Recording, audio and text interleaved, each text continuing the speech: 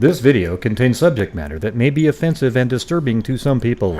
If you are the type to require a warning throughout a video or show, let this message serve as your warning. This channel discusses the harsh reality of true crime. If this warning is not sufficient for you, consider a different genre and unsubscribe from my channel immediately.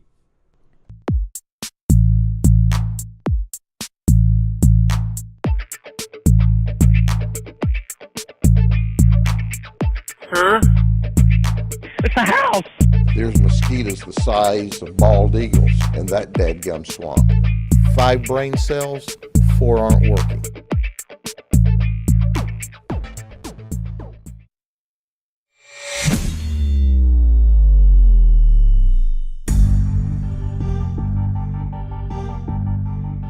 It's a house! Yeah, it's a house! I don't even know how he said it that loud. It's crazy. How's it going, everybody? How's it going? Okay, gotta fix the Super Freak stream pause. There we go.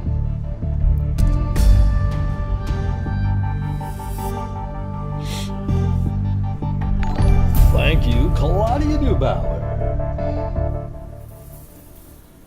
All right. Well, tonight's show is sort of, I think we'll just spend more time on like what we were talking about earlier, but maybe we'll go back over the press conference for those who didn't see it earlier.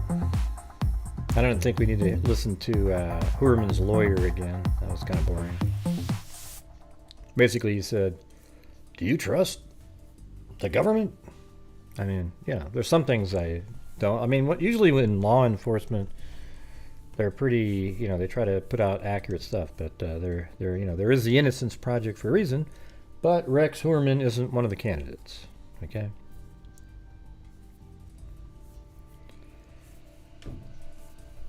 Man, I came in here. Let me tell you. Hold on a second. When I first came in, it says, "Hey freaks, hello. Hey, hi, hi, hi, hi."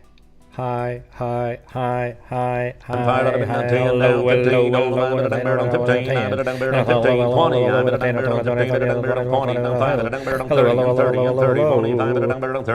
That's amazing. It was like, I think literally 350 hellos. I think it's funny. It's also cool that you guys say hello to everybody, but it's just, to me, it's funny. Yeah.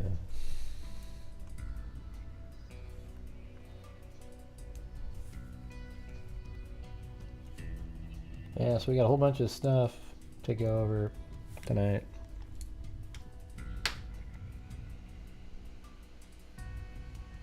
Have a beautiful day, sir. It's the evening here. Yep, that sounded like my daughter texting me. Oh yeah? She just says hello over and over again.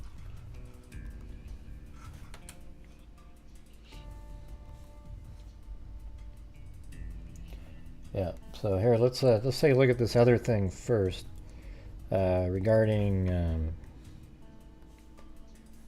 the Negasi Zuberi, the person who built the cinder blocks. The cinder block dungeon inside of the mayor's rental house that he was renting.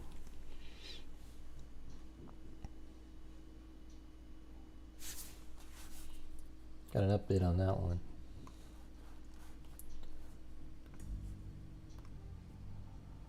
Hold on.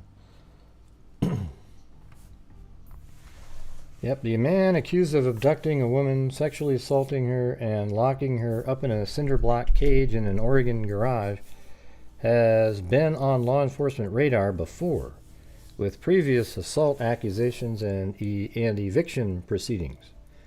Authorities announced this week that Negasi Zuberi, 29, was arrested and charged with interstate kidnapping after he allegedly posed as an undercover police officer and picked up the unnamed victim in Seattle, then drove her hundreds of miles away to Klamath Falls, Oregon, where he put her in a makeshift concrete cell. The woman beat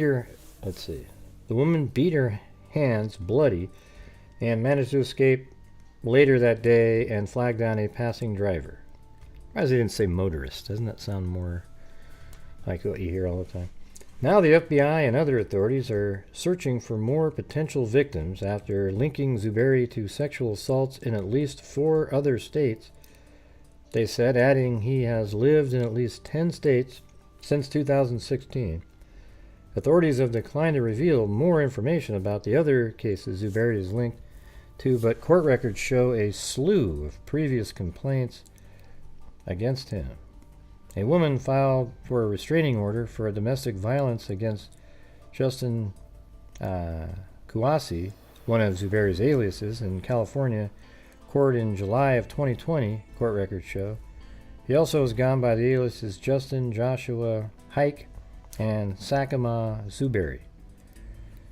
In the filing obtained by NBC News, the woman accused him of threatening to kill her and her 2 children and giving her bruises by hitting, restraining, and beating her.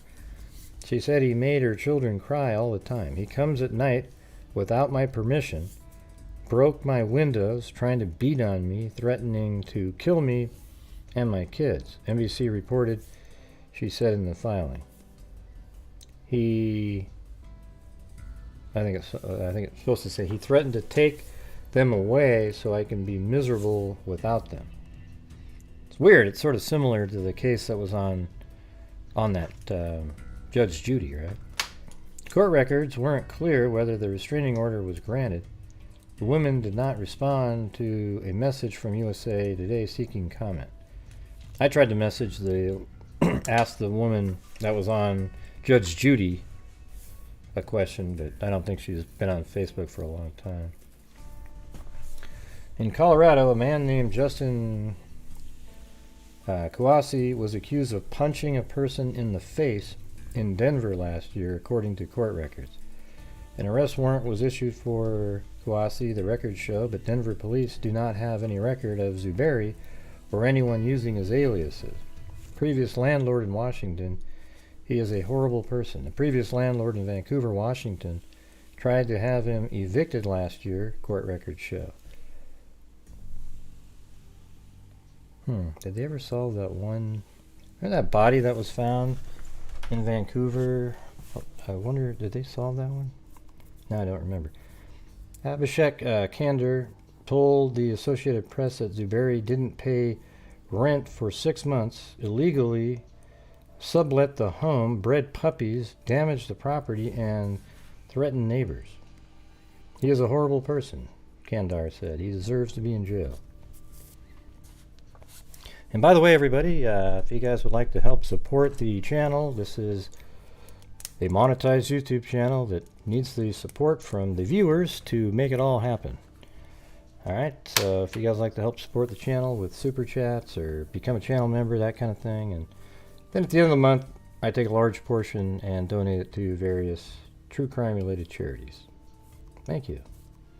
The home where Zuberi allegedly imprisoned a woman in the Cinderblock cell is owned by Klamath Falls Mayor Carol Westfall and her husband Kevin Westfall, according to court records. They had him evicted after his arrest last month. The Westfall told USA Today in a statement that they were shocked and dismayed and commended Zuberi's victim for her escape. Authorities had similar praise for the woman who fought for her life. A suspect used ruses, planned his assaults. Some of the encounters may have been filmed to make it appear as if the assault was consensual. Yeah, so isn't that weird? That's probably the one from Judge Judy right there. Look at that.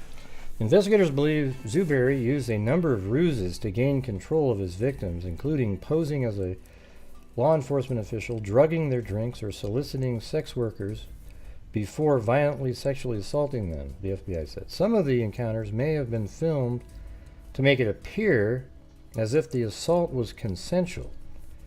While searching the house in Klamath Falls, a city of about 22,000 residents, maybe he had them say stuff like they wanted that. near the Oregon border with California, officials found handwritten notes indicating he'd been planning. Yeah, we read those ones. He didn't have his phone at home when he kidnapped the victim in Seattle, investigators said. They used his cell phone GPS records to show he was in Seattle and then traveled back to Klamath Falls. The victim's phone followed the same path according to court records. Where has he lived? Zuberi has lived in multiple states: Washington, Oregon, California, Utah, Florida, New York, New Jersey, Alabama, Nevada. The FBI Detroit's office confirmed to the Detroit Free Press, part of the USA Today network, that Zuberi also lived in Ecorse, Michigan. See, I have them on there from April 2017 to September 2017. So on Ben Verified, you see he has a location up in Michigan.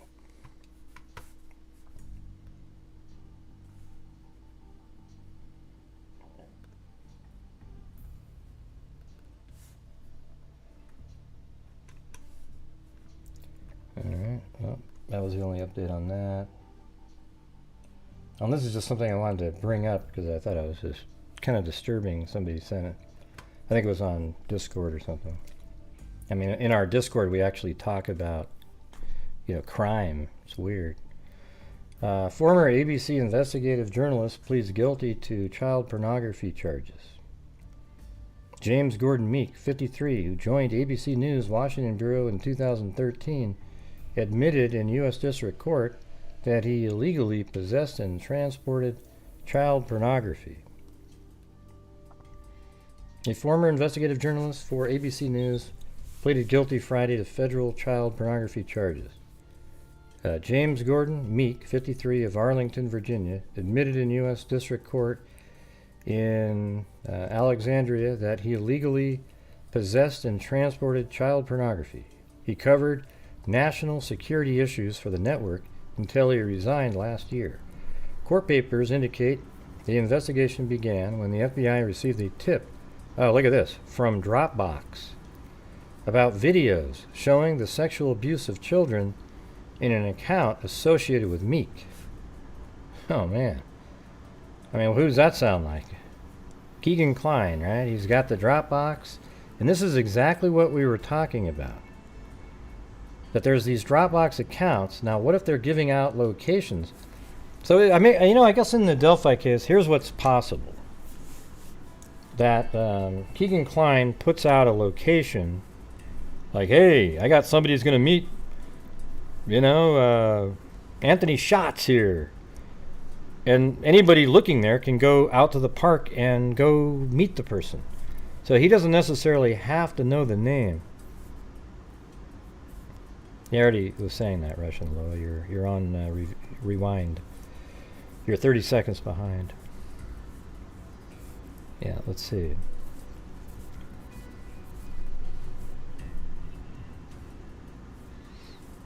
Yeah, but Dropbox about videos showing the sexual abuse of children in an account associated with Meek. As part of the plea agreement, Meek admitted he used an iPhone to exchange child pornography, including video showing the sexual abuse of an infant during a chat session with two other individuals.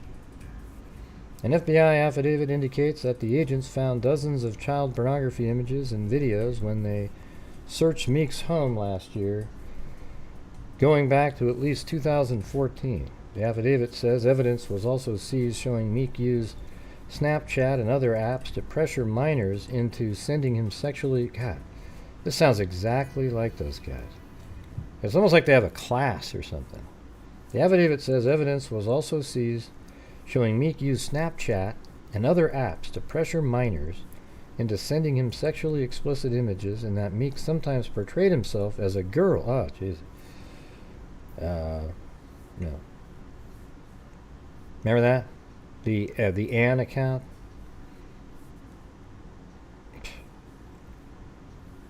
Portrayed himself as a girl in some of those communications. Those allegations are not explicitly referenced in the plea deal. Yeah, Emily Ann, yeah. Yeah, you can get a Heuerman. But man, you guys, we're absolutely starting the show off at a dead pace. So if you guys would like to help support the channel, that'd be great.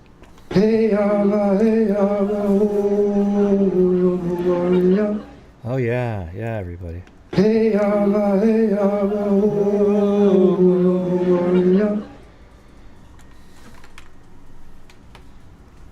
Wow, I mean that sounded exactly like Kegan Kline's situation, doesn't it? Yeah, what isn't fun about this one? It's the same, it's still a show, gamer lover. Anyways, hey, thanks Eugenie and American Lady. I shouldn't have to twirl around on top of a box and, you know, act like one of the monkeys with a tambourine to have the support on the channel, right? Thanks Eugenie and American Lady and Kit Kat and Alley Cake. Awesome. Yeah. The only problem with that "Hey is that when you think back of what it was, these fake ass parents listening to, pretending to be so hip and, you know, new age.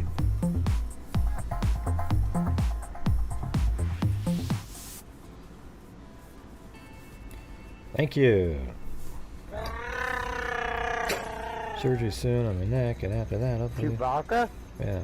I don't know. Make sure you get like a standard operation, one they've done 1,000,000 times.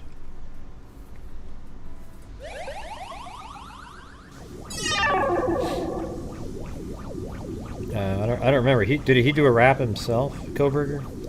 I think we remember that before. At the beginning of when he was arrested. Thank you, Georgina Stuliker. Ocean wave, ocean wave, ocean wave. Well, send me a link to it, Sean. How about that? Ocean wave. And don't ask for my email. It's been put in the chat literally 1,000 times.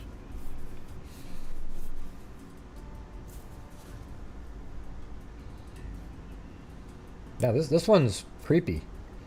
You know, shows you that even at these high levels, it's the same thing. I think it's just really weird. I mean, just how similar that sounded. I mean, why'd they mention that? FBI received. Wouldn't that be interesting if Kegan Kline, remember how they had him they took him to that secret base somewhere? Oh man, you know, this is sort of interesting here. Hold on a second. Yeah, you like the tambourine monkeys? Yeah. Look at this for a second here. So remember when they took Kegan Kline to that sort of that secret base or whatever, you know, like not a secret base, but a secret meeting where he met with a whole bunch of the government officials about the child pornography ring and, like, I'm sure his Dropbox account. Well, that was last year. And then right here we say, let me go back up here. Isn't the word last year in here? Yeah. So security assist for the network until he resigned last year. You know what I'd like to know is, when did he resign? Let's type that in. Because if it's at the end of the year, man, that could be connected somehow. Resigns. Oh my God, you guys. Oh shit. Look at this, October 19th. This is a week after they raid Richard Allen's house, but only like a month after they had that meeting. That is really nuts right there. Chewbacca? Oh, Jesus, that is crazy. I'm not trying to be like conspiratorial, but man, you gotta admit, like, that is... Thank you, your Gypsy and Jen's best friend. Rah rah, shake, pom pom, go. Go, Greg. But what do you think about this? That's why I said, what if it was last year? Here, I gotta save this one. That's insane. Now you're gonna see every channel bringing it up. Look at this. ABC News reporter James Gordon Meek resigned very abruptly following alleged FBI raid of home. And you know what? How close that was to after that Kegan Kline. I think it was October 12th, if I remember correctly, where they searched Richard Allen's home, and then they arrested him on, I think, almost the same day here, right? Let's see. No, it's 2 weeks later. So, in between that time, this guy resigned, but literally just 3 weeks before that, Kegan Kline was at a military base, I think it was a military base, talking to a whole bunch of federal agencies about the child pornography stuff. Wouldn't it be insane if this somehow is connected to that?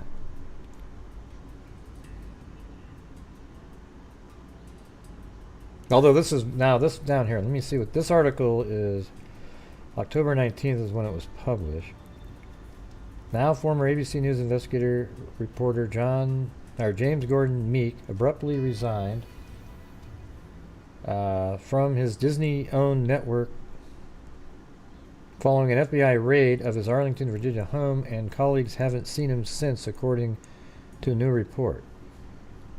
Multiple sources familiar with the matter say Meek was target of an FBI raid at the Sienna Park apartment where he had been living on the top floor for more than a decade. An FBI representative told Rolling Stone and its agents were present on the morning of April 27th, so I'm not sure why the FBI cannot comment. Well, it says April 27th, but why is it just he's resigning on October? I don't know, man. That's weird. So, I mean, if that's the case, but they were there in April, then that would be before that meeting. But you gotta admit, like, if that is then, I'm not sure why April's here, but he resigned in October. They found classified information on Meek's laptop during their raid. One investigative journalist who worked with Meek says it would be... See, that's not true. That's not what they were looking for. They found child pornography. Or maybe they found classified information, and then in the process of finding that, it led to all this other stuff. Mr. Meek is unaware of what allegations anonymous sources are making about his possession of classified documents. If such documents exist, claim this would be within the scope of the long career of an investigative journalist covering government wrongdoing. Rolling Stone added that it is unclear what story, if any, would have put Meek in the FBI's crosshairs. Well, what wasn't that? So it does make you wonder. Now, I don't know what date that they were aware of the child pornography. All I know is this article is... Let me see if there's another one here.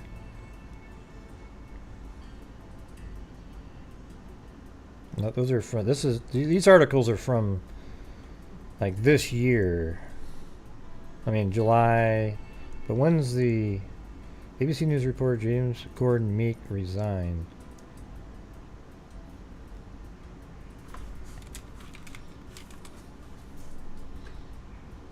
Yeah, see, look at there, and that's the same one. October.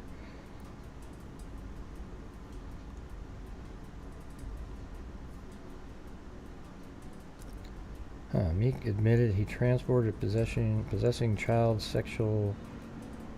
So right over here it says Meek, a once acclaimed national security journalist, was hit with the federal charges in February, roughly 10 months after the FBI raided his Arlington. So they took all of this stuff from him. So that's probably then likely not related to Kegan Kline. If they raided him and then they had all the hard drives and everything, and then through the process of reviewing it, it led to the Dropbox. Although, man, that just sounds exactly the same. Unreal. I mean, look at that. As part of the plea agreement, Meek admitted he used an iPhone to exchange child pornography, including a video showing the sexual abuse of an infant during a chat session with two other individuals. Yeah, note the low ears again, everybody. I always tell you about that one. An FBI affidavit indicates that agents found dozens of child pornography images and videos when they searched Meek's home last year. They go back to 2014. The affidavit says evidence was also seized showing Meek used Snapchat and other apps to pressure minors into sending him sexually explicit images, and that Meek sometimes portrayed himself as a girl, like the Emily Ann account, In some of those communications, those allegations are not explicitly referenced in his plea deal. Wow. And, he had a Dropbox account. That is crazy. I didn't expect to spend that much time on that, but that was more interesting. Might have to dig a little further into that one. What do you think? At some point.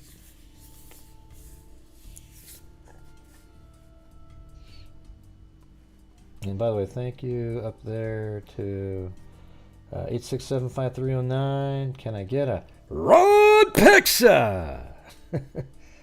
Rah rah. Then Jen's best friend said rah rah. Shakes pom pom.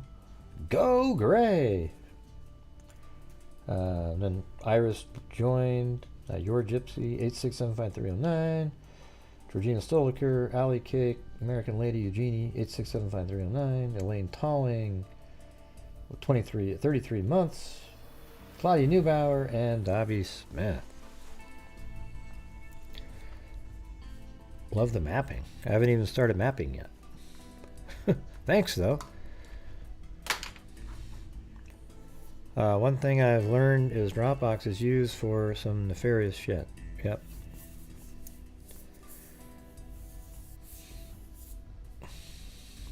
Well, because Ron Pexa, the name sounds like a wrestler, doesn't it? Or something. Come on down! Weighing in at 400 pounds, it's Ron Pexa! Let me see if I can let me try a different one here. Testing. Ron Pexa! There you go. You got it. You like that one? That one sounded like right out of a movie. You just choked. Yeah.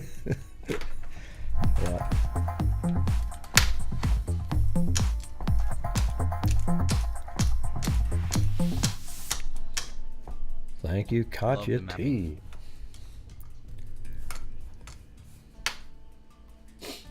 All right, so let's do the Gilgo now. So I'm going to play the same press conference from earlier. I mean, do you guys want to hear his attorney again? I mean, if you didn't hear his attorney, this was from 2 days ago. I mean, you want to hear it, put a 1 in there. I mean, the whole video itself is only 17 minutes long, so.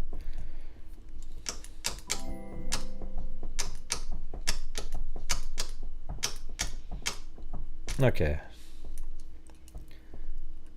Well, we say howdy here. You're odd man out. He does pretty much suck.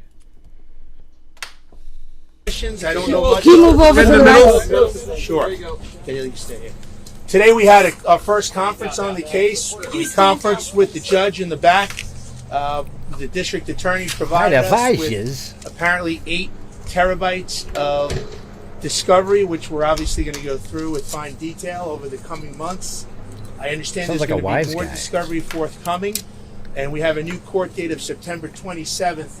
That's the next scheduled court date. And again, it's going to be a conference date, and we'll update the judge on where we're at. So if I can answer some questions, I'll do my best to answer. Well, he's incarcerated. You know, he's a man who's never been arrested before. He's maintained his innocence from the inception of this case. So he's doing the best he can at this point in time. He's looking forward to having his day in court. He was looking over what his kind shoulder of at the thoughts gallery. is he sharing with you? Family? I didn't see him looking over his shoulder. Do you know if he's had any contact? Hey, oops. Hey, Karen. Yeah, I got those PayPals. I think I sent you an email, actually. I don't know if you got it or not, but I thanked you in an email earlier because I realized I didn't see it during the show. So thank you. I appreciate it. With his family. Sure, he's had contact with his wife. Yes. And I think it was. Has she visited? I don't think she's visited yet, obviously, because she doesn't want to be ambushed by the press. So she hasn't been. She hasn't visited him at the jail. She spoke to the press at her house. Do you have any questions about the case? I'm happy to answer. Does she have any remarks about the fact that he filed divorce or she's filed divorce? He hasn't. I'm not representing him on that, so I can't really discuss anything about his divorce. Last time you said he was emotional. He was after hearing emotional. about the charges. Has it settled in? Has there been any change in his emotion since? Well, now that when I've been meeting with him at the jail, obviously we're talking about substance as opposed to the initial shock. So now it's really gearing up towards the defense in this case. Does also support her husband? Does she support her husband? Does she believe he's innocent? You're going to have to talk to her. I don't know. I haven't spoken to her. Have you looked at Mr. her? Brown has spoken extensively about his case in the public. How do you view that? Do you have concerns about him possibly affecting a possible jury down the road? Yeah, I'm not trying this case in the press. This case is a case that we're going to try in the courtroom. The press has convicted my client without seeing a shred of evidence.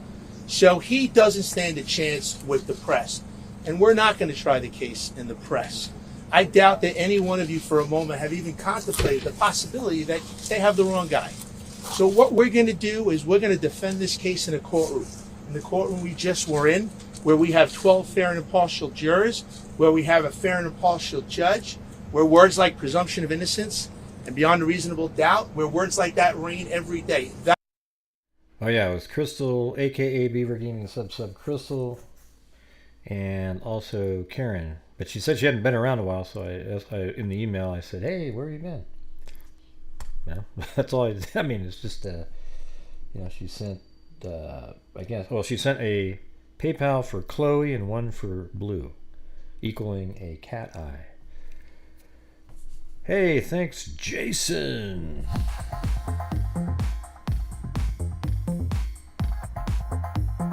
That's where we're going to try this case. So we're not going to try it in the press. We're going to do our due diligence. We're going to defend this case in a court of law. Do you feel like police and authorities have the wrong guy? All I can say is he's presumed innocent. There have been hundreds, if not thousands, of leads in this case, and we haven't even seen them yet. I know about these leads from you folks who have reported these leads for the last 10 years, 12 years. So the answer is they very well could have the wrong guy. How do you explain the DNA link to Heuerman's wife, the Google searches, and the cell phone locating data? Have you seen the DNA yet? I'm asking how you. And I'm asking you, have you? What the prosecution says links your client to these. I haven't seen anything yet. Have you seen anything? Well, I'm asking how you, as his lawyer, explain what the DA describes as voluminous amounts of. The government is looking to convict my client. I haven't seen anything. So I can't sit here and defend DNA and recovery of evidence and things that they claim they have until I see it. I haven't seen anything. So I'm not going to, at this point in time, I can't tell you what defects, if any, are in any of their evidence because I haven't seen it yet. What has your client told you? What has my client told me? He told me he didn't do this. Mr. Brown to the team. Yeah, well, we're obviously, the district attorney's office has a whole office. They're the biggest law firm in this county. I'm one guy, right? So Ms. Koish is going to be co-counsel on this. We have other attorneys that I expect, excuse me, are going to be assisting on this. And just to pour through the discovery is an enormous task. But we're prepared for it. And we're going to do it. And whether it's a year and a half or 2 years, whenever that day comes, we're going to go in a court of law, and we're looking forward to defending this case. Do you think for quite a bit talking about the discovery process, and you heard obviously everything that's in your hands now. I mean, just can you give a sense of the amount of evidence that you have in your hands now? So what I was provided with today is and I'm not computer literate, is 8 terabytes of information. So I was told that a gigabyte is 6,000 pages. And I was told that there's 1,000 gigabytes in a terabyte. I don't know if that's true, but if it is, it's enormous.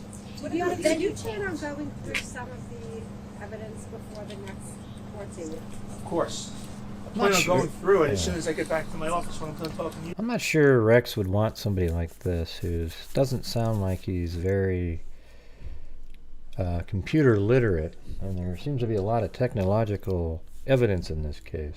Do you think we could have a fair trial here in Suffolk County, or are you considering moving it? Well, that's obviously something we're going to look into in terms of change of venue. Unfortunately, or fortunately, you have the press reporting things to the public. Sometimes it's accurate, sometimes it's skewed. So now you have the people in Suffolk County who are going to be sitting on the jury. We only hope that they will be fair and impartial, that they won't be influenced by the members of the press, and that they can listen to the evidence and decide for themselves if they have the right guy.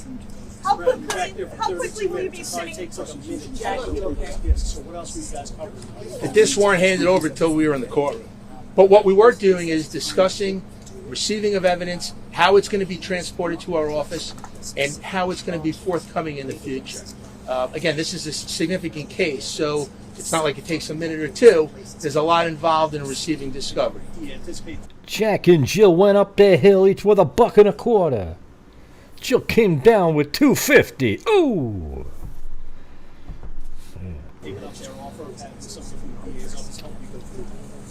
I'll take up anybody's offer to help assist on this Do you case. expect another indictment against your client? You'd have to ask the district attorney. I don't know the answer to that. It's been reported he's been on suicide watch. Is there concern? There is none. So what happens with suicide watch is the jail customarily, as a matter of course, when they have an inmate coming in, put somebody on suicide watch. So they have a mental evaluation, and there's been no indicia that he has in any way indicated a suicidal tendency. That's just pro forma. And Rex wants to go to trial. He's not interested in a plea deal of any kind. There's no plea deal. He said from the moment I met him that I did not do this. So we're prepared to go forward. We will defend this case in a court of law, and we will go to trial on this case. So he's dealing charges for child sexual. Let's just say numerous. So he is feeling hopeful. He's feeling hopeful about what? Just hopeful that he's going to be proven. He doesn't have to be proven innocent. The burden on this case is on the district attorney or the government. They have to prove their case beyond a reasonable doubt. How do you explain the charges that he was Googling child sexual material? I don't know what kind of evidence they have. Again, that's the district attorney who has the obligation, and they're the ones who are going to provide us with the discovery. So I don't know what type of evidence they have. Are you going to present any evidence? I haven't even seen their evidence, so I can't even tell you what, if anything, we will do. It's too premature. Did you see that release? You said that he was Googling. I think you got accidentally, your comment was accident. Here, hold on a second. Hold on. This next comment is the one that Marissa made. Alright? Hold on. There you go. Explicit material related to children. What does your client say about that? Have you seen that yet? Do you believe everything the government says? I don't. So I understand that the government has told They did. They had their own donations. you certain things. I don't believe everything the government says.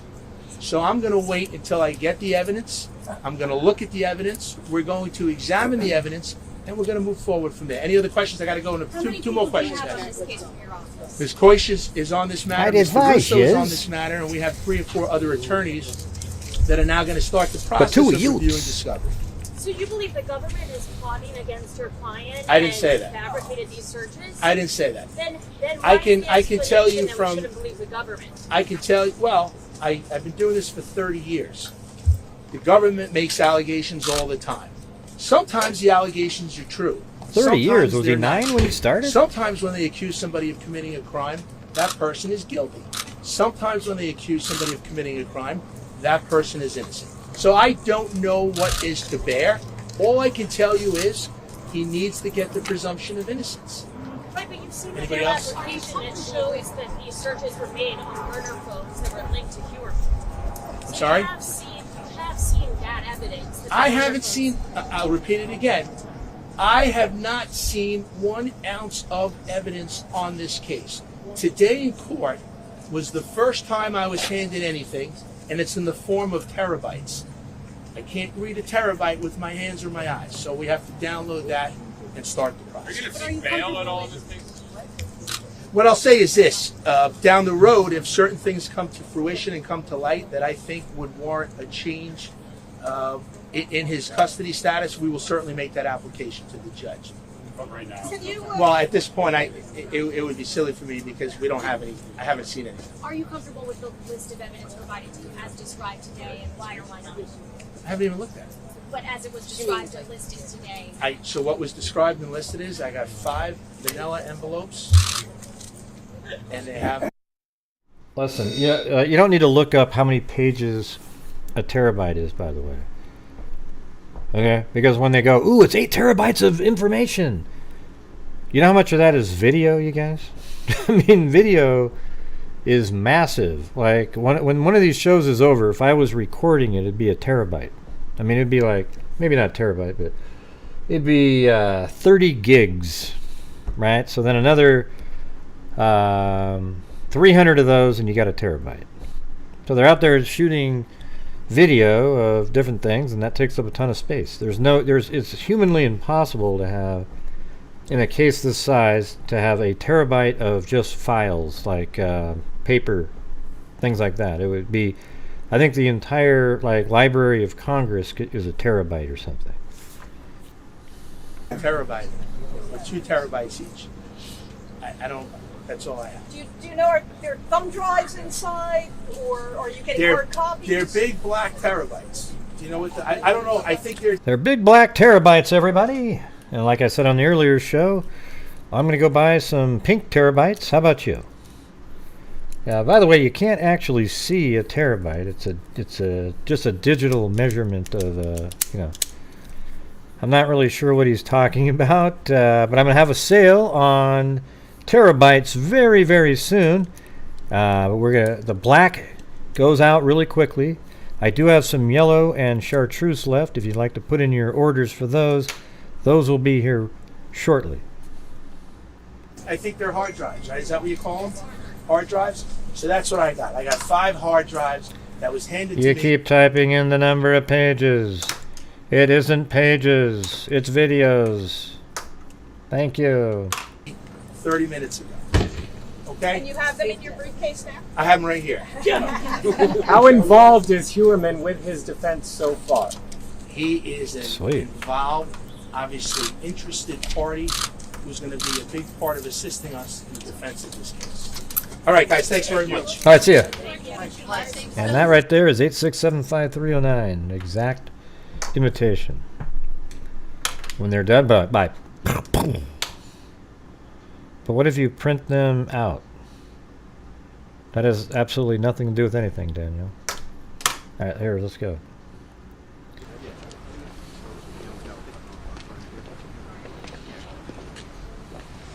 I guess what you're saying is if you printed out 83 million pages, it'd probably fill, 2 football stadiums. Is that what you're saying? Yeah, sure. Wherever everyone's comfortable.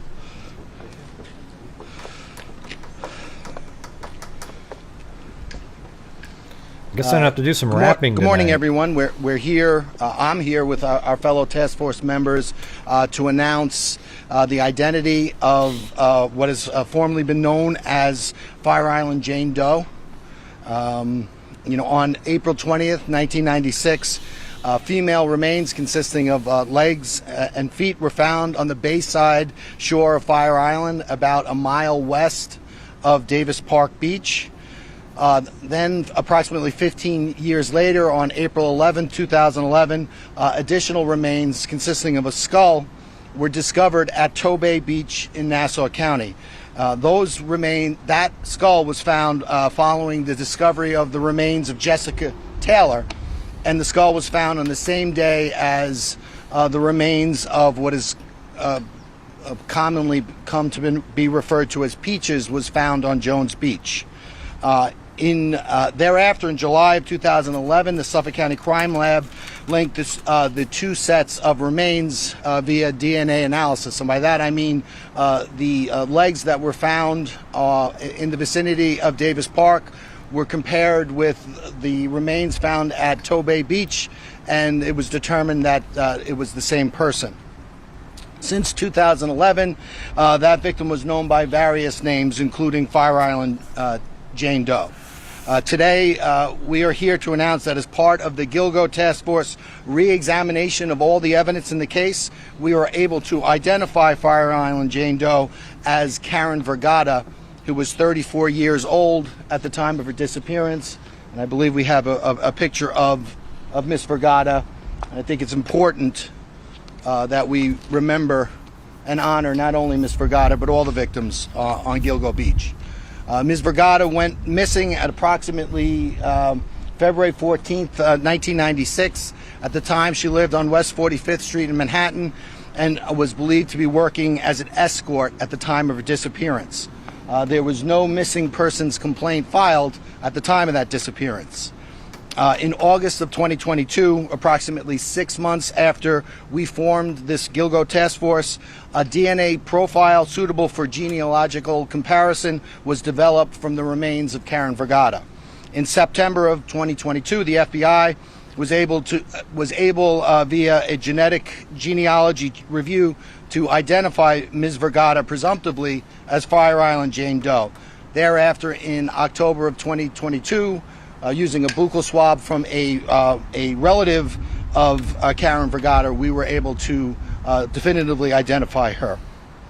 Prior to disclosing this information, of course, we needed to contact all of Ms. Vergata's family members. And additionally, at or around the same time, we were beginning our grand jury confidential investigation into what has been known as the Gilgo 4. That is the murders of Maureen Brainerd Barnes, Melissa Barthelemy, Megan Waterman, and Amber Costello. So we decided we were not going to make any public comment at this time. However, since that, the results of that investigation have become public, and we have made the necessary notifications to Ms. Vergata's family, we can make this important announcement now. I just want to thank, in particular, Special Agent Lori Giordano from the FBI in her work with the familial DNA. She worked in conjunction with our Suffolk County Crime Lab, Don Dollar of the Suffolk County Crime Lab, his team, in coordination with the Suffolk County Police Department's Homicide Unit. So I want to thank them in particular for all of their work. Of course, I want to thank our task force members, Suffolk County Sheriff Errol Toulon, ASAC Spencer Horn from the FBI. I want to thank the New York State Police, Suffolk County Police Department, Rodney Harrison, who couldn't make it here. I understand Chief Rowan is here in his place instead. But I want to thank them for not only their work on this case, but for all their work in the task force going forward. It's important to note that there are no charges at this time. Miss Vergata's disappearance was in 1996, which is 27 years ago. We are going to continue to work this particular case as we did the Gilgo 4 investigation. We're going to have no comment on what, if any, suspects we developed at this time. See, I think it's possible that since her body parts were found here, maybe the body parts were just dumped off of this bridge right here into the water, and the currents came down and put a skull here, and then the rest of it kind of remained out in the main channel there, and maybe even came out all the way down like this, and sort of landed where the hell it would have to come out all the way. Like, I mean, it could have even been just thrown into the main area here, and it floats around. Some just happened to creep down into where the skull was found, and the rest of it just kind of drifted underneath the bridge here, and then eventually came to shore right over here. It doesn't necessarily mean that they had to be dumped on two different locations. All right. Yeah. This is a confidential investigation, so I'm not going to be taking any questions, but our investigation is continuing, and thank you all very much. You can drive on Fire Island. No questions. If you want to talk about something regarding the Gilgo 4, well, maybe you can't drive I'm happy to talk offline right there, to you, but today this press conference is about Ms. Vergata, and that we've been able to identify her, and that we're continuing our investigation not only with regard to the Gilgo 4, but all of the victims on Gilgo. So thank you all very much. Nothing else you can say about Ms. Vergata? Hey, so folks, Shannon, our deputy press secretary, has a digital version of this that she can send out to y'all. We can either do it just to our press list, which you probably are already on, or if you want to give your emails, we can do it individually, but that'll take forever, so. I guess you can't drive all the way down there. But you can drive to All right, this folks, so location. I can hopefully answer some of your questions. I don't know much. Can you move over to the right? Sure. Okay, you can stay here. Today we had our first conference on the case. We conferenced with the judge in the back. All right, well, that's it for that.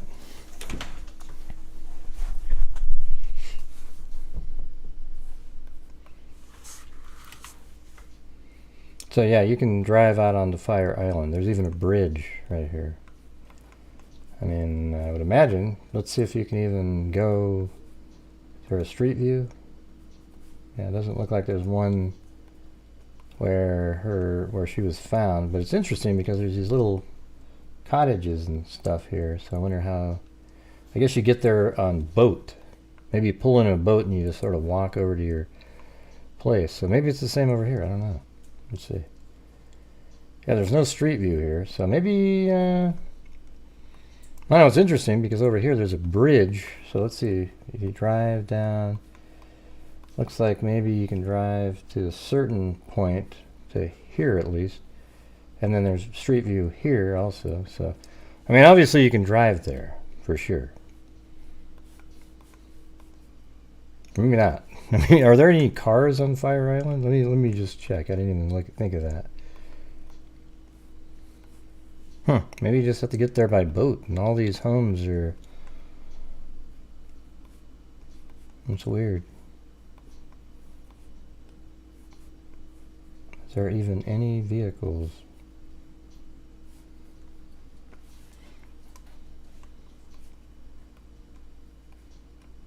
I don't know what you're saying yes to, Danielle. You got to type in the whole sentence. All right, let's see. Yeah, I mean, but it's weird. There's no street view there either.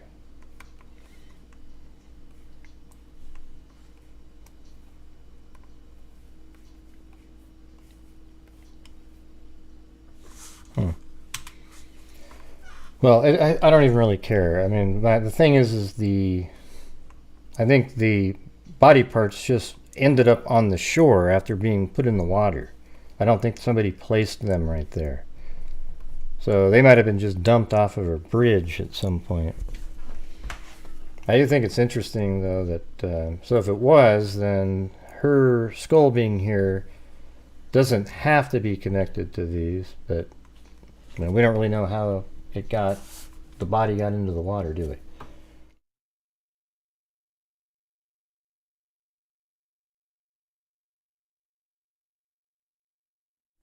All right.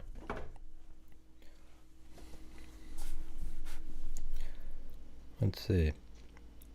So apparently I gotta do rapping and some carnival act or something in here. Like tonight's just been one of those ones where it just. The reason they don't charge him with them all is because he is acquitted of some. He can't be recharged later, I guess. I think Rex Heuerman killed every single person that you see right here on this map. They're all sex workers, and they're all right here. Makes sense.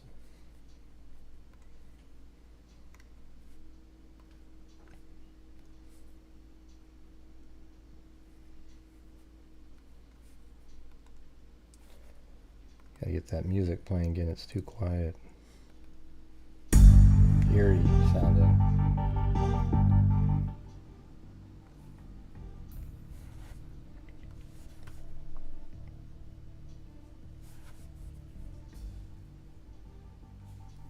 Let's see.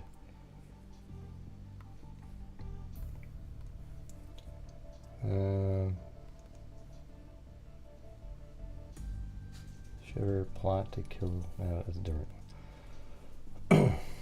Yeah, so I wanted to go over the on the Gilgo website. Somebody sent me the link. I kind of forgot about it, but I've seen these before. The victims of the, the ones that were on Gilgo Beach: Melissa Bartholomew, Maureen Brainerd Barnes, Costello, Waterman, and then these are the ones later: Jessica Taylor, Manorville Jane Doe. She was also Jane Doe number 6. I think she was. If I remember right, I think she might have been dismembered too. Yeah. And then here's the John Doe, the Asian male, and then a toddler here.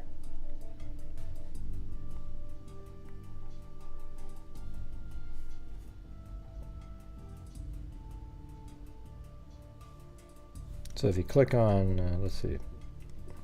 So maybe we could do this at the same time as read each one of these, and then right after reading it, read the portion in here in the probable cause that has to do with the same person. And then maybe that'll sort of solidify things a little bit more.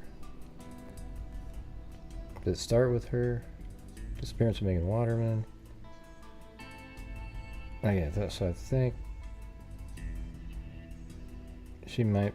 Okay, this one's first. Barnes here.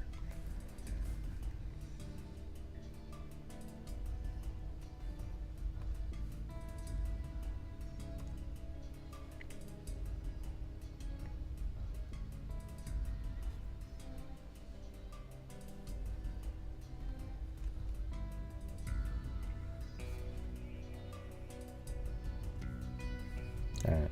So it says Maureen Barnes was 25 years old. This is before this arrest was made. What's written in these. Alright. Maureen Barnes was, they actually say Maureen Brainerd Barnes was 25 years old when she went missing and was living at 180 Prospect Street in Norwich, Connecticut. I guess we could put all those in there. I might already have them though.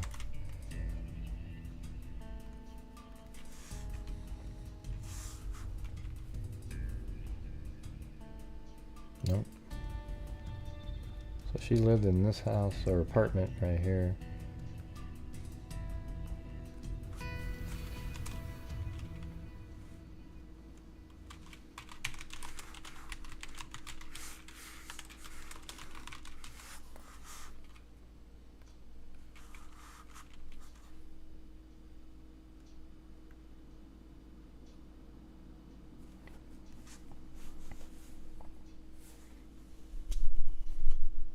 Here, hold on.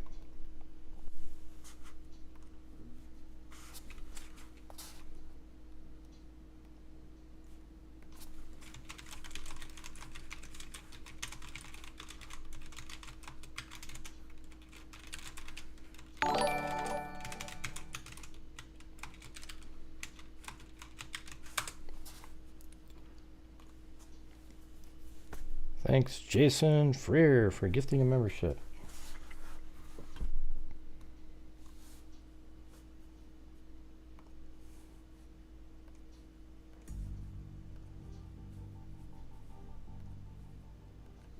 Alright. So that's where she lived. She is believed to have taken an Amtrak train to New London, Connecticut, to Grand Central Terminal in Manhattan on July 6, 2007. While in Manhattan, she was staying at the Super 8 Motel located at 59 West 46th Avenue. At the time, Brainerd Barnes, who was 4 feet 11, was working as a sex worker, advertising on Craigslist, Backpage, and other websites. She was known to advertise under the names Juliana or Marie. Her routine was to travel to Manhattan for a few days to work as an escort and then return home to Connecticut. While in Manhattan, she was known to stay at the Super 8, the Red Roof Inn on West 32nd Street, the Carter Hotel on West 43rd Street, and the Manhattan Hotel on 8th Avenue. Hey, thanks, Amber Maiden. Yeah, we just went. Thank you, Amber Maiden. Anyone up for an amber waves of grey? Ocean wave. Ocean Yes, wave. Ocean that'd wave. be nice. Thank you very much. Yeah, I mean, see, on this channel, raising the income and so forth every single night, it helps support me. But then at the end of the month, like I say, this last month we gave out $6,000, which is almost ludicrous in a way, but it's pretty good though. Feels good. The only way to make it happen is you guys supporting the channel. This is a monetized channel, and you guys are the sole source of the income. So if you like what you see, please support it. If not, then don't. Anyways, on occasions, Bernard Barnes would travel with another female who worked out of a different room at the same location. They both may have used a male friend who they say, so as occasional Bernard Barnes would travel with another female who worked out of a different room at the same location. They both may have used a male friend who they would refer to as their cousin to accompany them and offer a level of safety and protection. Thank you, American Lady and Amber Maiden.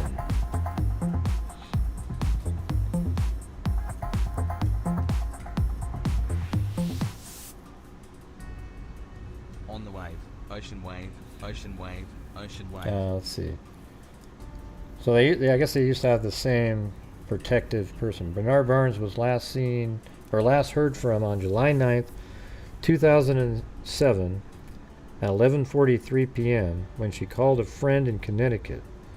Although she was known to work out of motel rooms on the night of July 9th, 2007, she told her friend she would be going to meet someone outside the motel on an out call.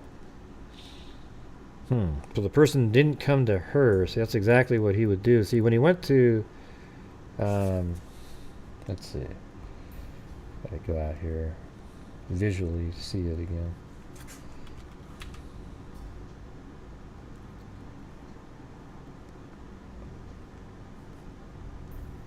Yeah, when it was Costello's, that was just going to be just a standard sort of sex worker night, like at her place. And then maybe he would have, on another date, quote, date with her, that might have been when he killed her, but he wasn't going to kill her that night because he's just going to be at her place, scoping it out, see what's up. Thanks, Ron G. Paulette Leonard. On occasion, Brene Barnes, who would travel with another female who worked. So that was what we already read that part. Hold on. Thanks, B, sir. Bernard Barnes was reported missing by a friend to the Norwich Police Department, July 14th, 2007. The New York PD assisted the Norwich Police Department in the missing person investigation, eventually taking it over. Bernard Barnes was found on December 13th, 2010, on the north side of Ocean Parkway near Gilgo Beach during the search for Shannon Gilbert, who had gone missing from Oak Beach. She is believed to be the first victim in what is known as the Gilgo Four.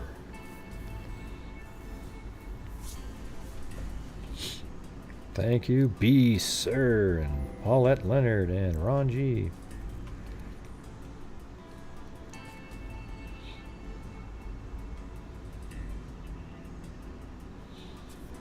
And that's another photograph of her right there.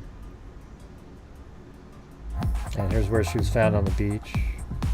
We have those already mapped out. Alright, so right after that, so everyone have a picture of what she was doing. She would get multiple hotels. She had all these different hotels out there. And that she would meet up with her Johns, 3 or 4 different ones. But this night she had an out call. She normally would, travel with a friend, and they had the same sort of, I don't know if he was a pimp or what this person was, but a protection person. This night she went on an out call, and she was reported missing on July 14th, and then her remains were found, of 2007, her remains were found 3.5 years later, on December 13th, 2010, on the north side of Ocean Parkway.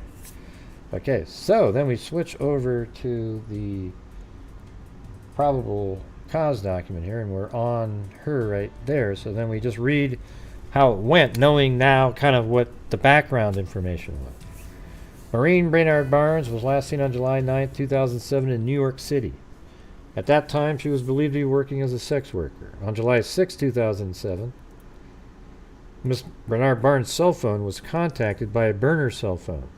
Between July 6, 2007 and July 9, 2007, there were 16 interactions between this burner phone and Brainard Barnes' cell phone. On July 9, 2007, the last cell site location for the Brainard Barnes cell phone was at approximately 11:56 p.m. in Midtown Manhattan, near 59th Street Bridge. Thereafter, the Brainard Barnes cell phone had no further activity until July 12, 2007.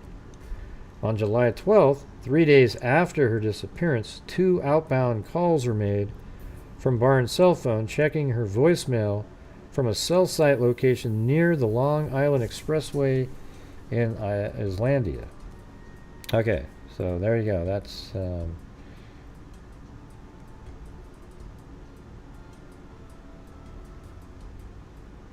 the disappearance of and murder of her. Doesn't say where she was found, so I think that comes up later, something like that. Is there another part? Let me get that and see if there's another section. I want to find both parts on the...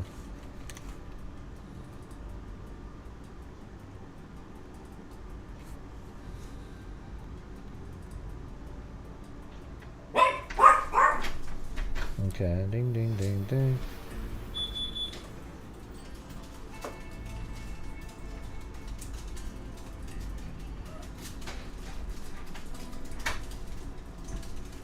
Okay, I'm going to go back up to the top.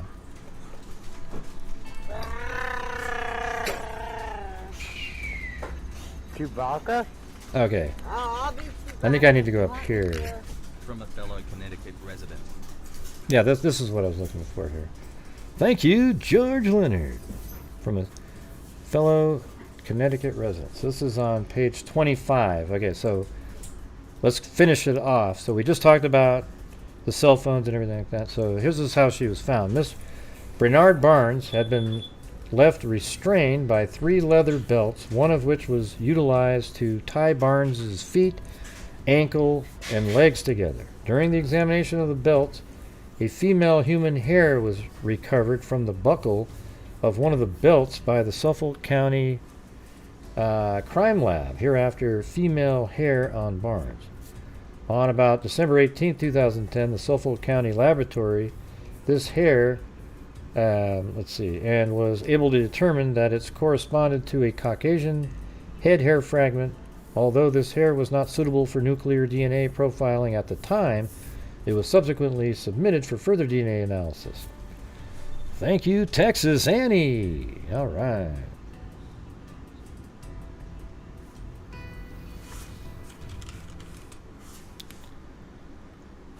Let's see. So that was Maureen Barnes here. So this is on. Just remember, this is on page 25. So now we can go back up to. Okay, that was this Prince Barnes. Now let's go on to Melissa Bartholomew here. Okay. Melissa Bartholomew. Now we got to go to the other document though. Okay. So here we go. To go out of this. And there's Bartholomew right here. Okay? So this should give us all a really good understanding of each person, don't you think? Melissa Bartholomew was last seen at her residence, a basement apartment at 1149 Underhill Avenue. And where is that? In the Bronx?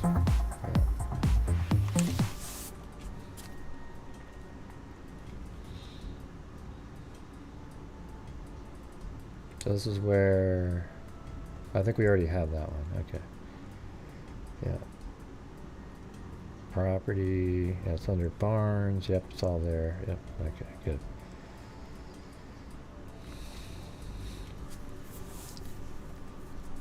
In the Union Port section of the Bronx on July 12, 2009, she was 4 feet 10. So now this was another 4 foot 11, and then 4 feet 10, and was 24 years old when she was last seen. Bartholomew was a sex worker who advertised on Adult Friend Finder as well as other sites. She uses the alias Chloe and, hey, that's my dog, and Very Sexy Chloe.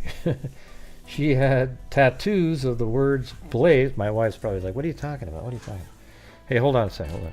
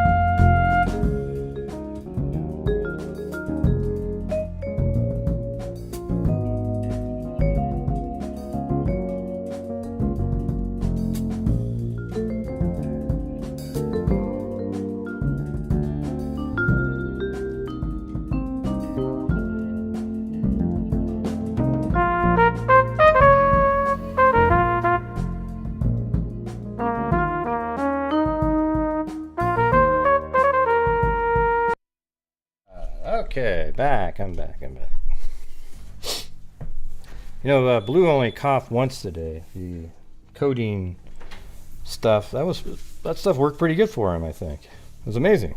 I think what it was, you know, when he would cough, he'd cough and then he'd start coughing and he'd keep coughing and coughing, and then it just kind of stays irritated. And then the codeine allowed it to sort of rest for a little bit. And so today I only heard him make that coughing sound one time, just for a second.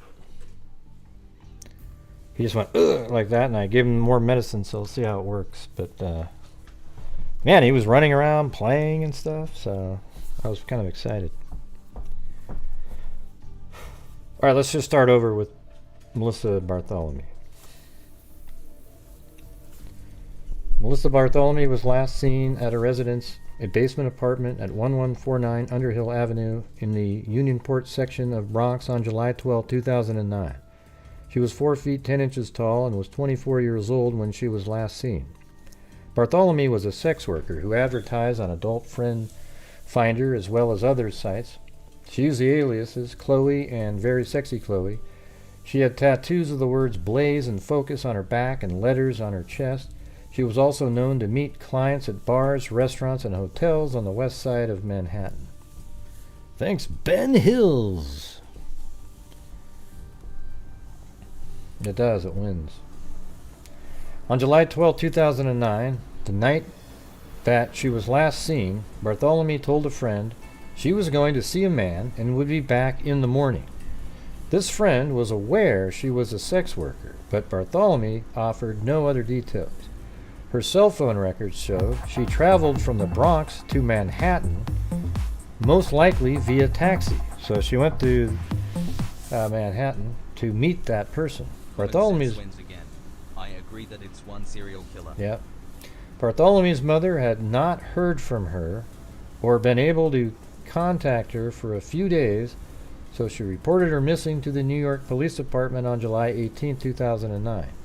The investigation showed cell phone activity in Manhattan, Freeport, Massapequa, and see, this is crazy because they're mentioning these places at the beginning of when they reopened this. But I think they're leaving stuff out on purpose. Like, for example, they don't really talk about this large guy that looked like an ogre Let's see. Motels in and near these neighborhoods were investigated. After Bartholomew had been reported missing, her younger sister received a series of taunting phone calls from someone using Bartholomew's phone. These calls are believed to have come from the killer and were made from the area near the Port Authority bus terminal on 8th Avenue. Thanks, Olivia. Thanks, Gray. Really enjoying all your serial killer coverage. Yeah. How about serial killer coverage? Let's see. Although I'm not talking about cereal. Yeah. That'd be kind of weird. Thanks, Gray. Really enjoying all your serial killer coverage. Well, thank you.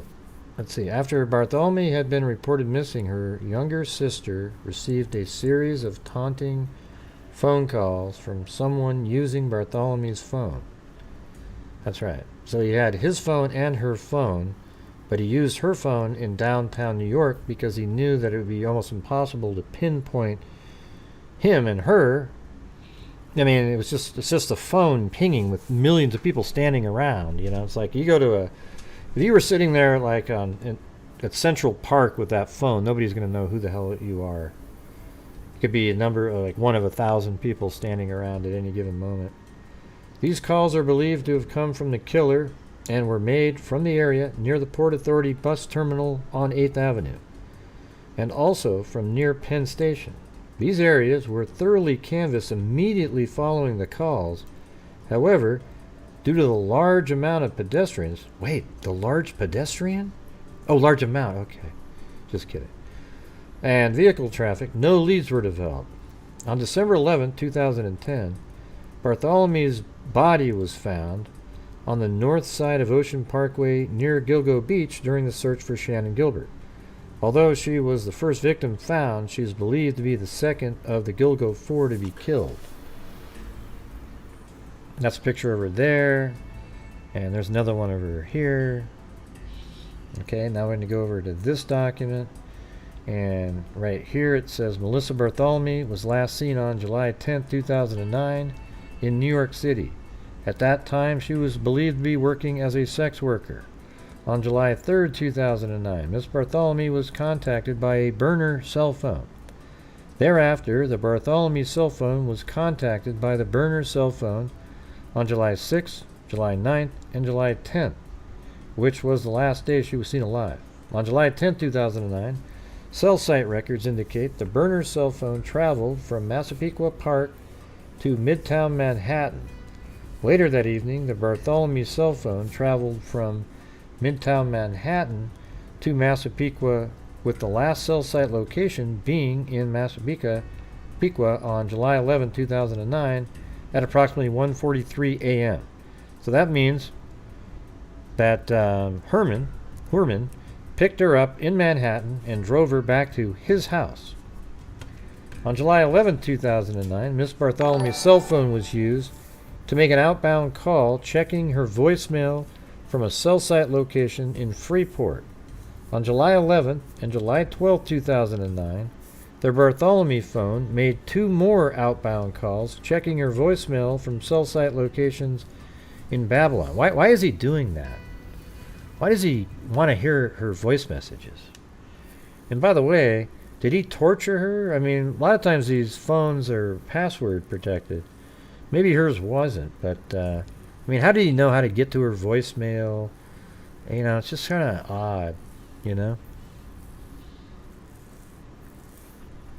On July 17th, July 23rd, August 5th, August 19th, and August 26th, I mean, look at this psycho, man. The Bartholomew's phone made taunting phone calls. So 17th, 23rd, so for a month, a little over a month and a week, he was sitting there taunting the Bartholomew family, some of which resulted in a conversation between the Caller, who was male and a relative of Melissa Bartholomew, I think the sister, in which the male caller admitted killing and sexually assaulting Miss Bartholomew. So they wanted to hear and sort of relive the terror, but used her phone to call and sort of give them false hope too when the phone call was made. But after the first phone call was made, I'm sure they told police, and the police were monitoring, and even monitoring, they weren't able to find him. As described below, the cell site locations of the Bartholomew phone during these taunting calls were all in Midtown Manhattan. So that's where he works. He's standing downtown making the phone calls. So now let's go down to page 25 again. And let's see. Might be out of order here.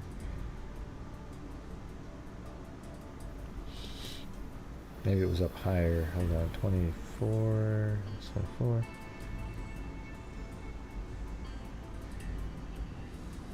And then there's Barnes, Waterman, it's Costello. I don't know why they don't say Bartholomew in here. I think, isn't she the one that, let's see.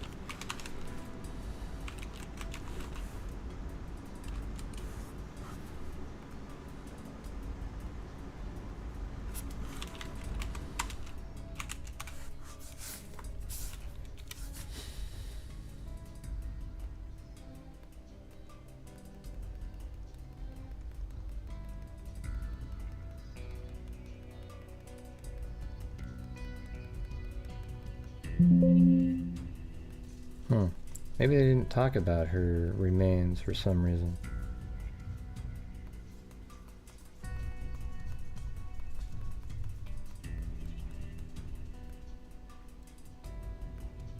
This is around the area.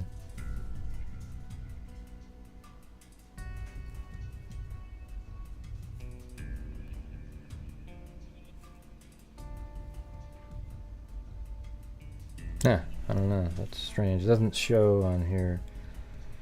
Bartholomew's. I think it should have been on like page 24-ish. Let me keep going.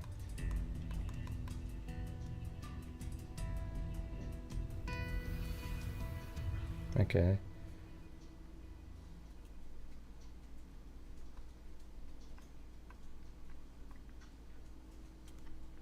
Oh, I'm not there yet. I don't know. She's not listed on when they found the bodies part, so not sure why that's not there. But let's just move on to the next one on here, which is Amber Lynn Costello right here. So this is the one that had the ruse. And the ruse, amazingly, is what led to the arrest of Heuerman. Without this ruse here, this wouldn't have happened. Amber Lynn Costello was 27 years old and lived at 1112 American Avenue in West Babylon when she was last seen by acquaintances. Costello was a heroin addict who lived at the house with another female and two men who were also heroin addicts. Costello, who was 4'11", so now they're all three so far at 4'11" or less, and was a sex worker who advertised on Craigslist and Backpage to support her and her roommate's heroin addiction. Costello used the name Carolina or Mia and had tattoos of chaos on her neck, a butterfly on her lower back, and the word Margaret on her leg. Thank you, Katya T. Costello had moved to New York from Clearwater, Florida, and had completed a 28-day drug rehab but had relapsed not long before her disappearance. So she went to a rehab, but she had relapsed. Costello and her roommates shared a cell phone. The other female roommate was also a sex worker supporting a heroin addiction, and the two male roommates would arrange dates with clients for the women. Costello did in-calls and her home at her home as well as out-calls. So sometimes people would go to her house and sometimes not. When Costello would meet clients at her home, the two male roommates would often arrange a scam during which once a client had paid money and before any sex acts occurred, they would confront the client saying Costello was their girlfriend, and the client would flee. So it's interesting that they're mentioning this. Costello was last seen leaving her residence on foot on September 2nd, 2010 to meet a client who was picking her up at her house. Costello did not have her cell phone with her at the time, and she was never reported missing. Really? It's so weird. Why wasn't she reported missing? When you guys were right there, you saw her get into the car. Costello was found on December 13th, 2010. I mean, she was found just 3 months later on the north side of Ocean Parkway near Gilgo Beach. During the search for the missing person, Shannon Gilbert, she is believed to be the fourth victim in what is known as the Gilgo Four. That's another picture of her.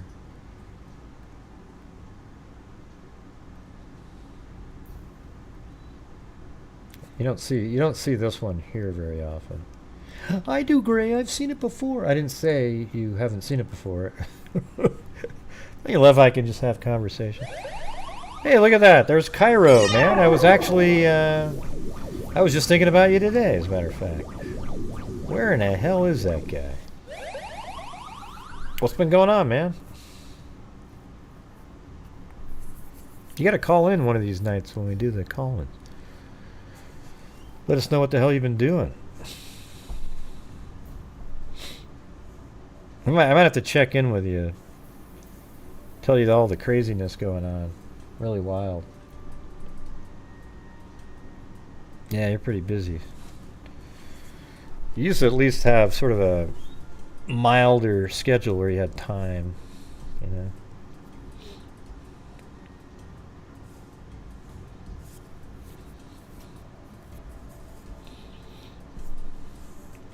I think we just refer to you now the legendary Cairo, like yeah. So anyways, this is in this document. This is what was on the GilgoNews.com website for you know, since that task force was created. So then we go back over here and we go to Costello right here, and then we read about this one. So now it's more detail on that. Amber Costello was last seen alive on September 2nd, 2010, leaving her residence at 1112 America Avenue in West Babylon during the late evening hours. At that time, she was believed to be working as a sex worker. On September 1st, 2010, the day prior to the disappearance of Amber Costello, Miss Costello's cell phone was contacted by a burner cell phone, which is Heuerman's. On September 1st, 2010, this same burner phone had communication with Costello's phone at approximately 11:33 p.m. and 11:34. During those communications, the burner cell phone connected to cell site towers in West Amityville and Massapequa Park.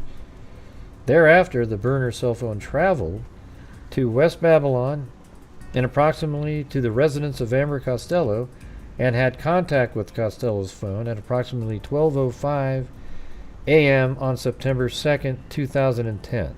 So now we're on September 2nd, and this is, you know, really early in the morning, 12:05, right?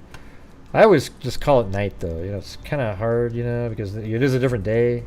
But like 2 in the morning, I don't say, wow, I was out early last morning. You know, I'd say I was out late last night. According to witnesses, around the time of these communications between the burner cell phone and the Costello phone on September 1st and 2nd, 2010, a prostitution client showed up at Miss Costello's residence located at West Babylon, New York. This is Rex Heuerman. After let's just use his name. After Rex Heuerman entered the home, a ruse was executed on Heuerman, whereby a person pretended to be the outraged boyfriend of Amber Costello, and the client left from the residence. And then Heuerman then left the residence. While Amber Costello retained money, Heuerman had brought to pay for her services. So it was a ruse to just get the money, not have sex, but have him leave.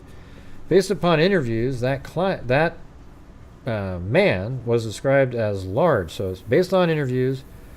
Heuerman was described as a large white male, approximately 6'4" to 6'6" in height, in his mid-40s, with dark, bushy hair and a big, oval-style 1970 type eyeglasses. A witness described him to police as appearing like an ogre. He looks exactly like an ogre. Furthermore, a witness noticed a first-generation Chevrolet Avalanche parked in the driveway of the residence. According to the witness, following the ruse, this client said he was just her friend. Tell her I'll give her a call, and walked out the front door. So he goes, man, I'm just her friend, man. Hey. Okay, see you later. I'll give you a call. That's kind of a weird thing to say if you actually believe that that's the boyfriend. I'll give you a call. What? Thereafter, at approximately 1:18 a.m., you see, tell her I'll give her a call, and walked out the front door. Thereafter, at approximately 1:18 on September 2nd, after the ruse had been perpetrated, the burner cell phone sent a text message to Costello's phone. So that same phone, so that's Heuerman, right? He calls Costello's phone, and he stated, that was not nice to do. I should get some credit for next time. Phone records show that the burner phone was located in Massapequa Park, right where Heuerman lives, everybody, within 2 minutes of this text message being sent. So he's like, what time was it up here that this was going on?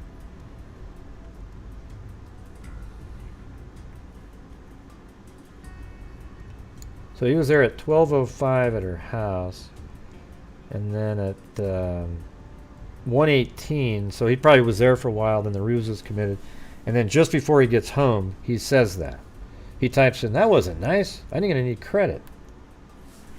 Hey, bud. What's going on, bud? Why you got my feet again? I think he's feeling like stoned again because I had to give him another piece of that. Thank you, Jake from State Farm.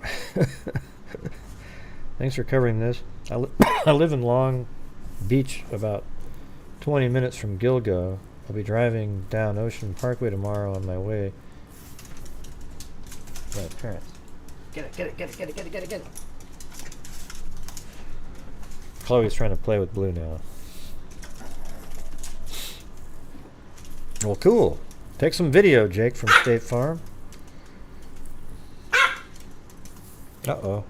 What's going on, Chloe? What are you doing? Oh, boy. She's hyper.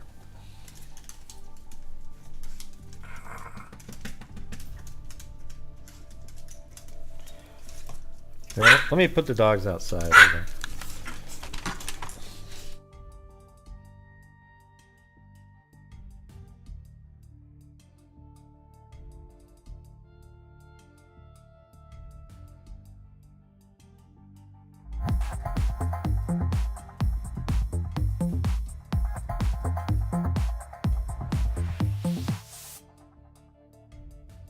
Thanks for covering this. I live in Long Beach, about 20 minutes from Gilgo. I'll be driving down Ocean Parkway tomorrow on my way out to my parents.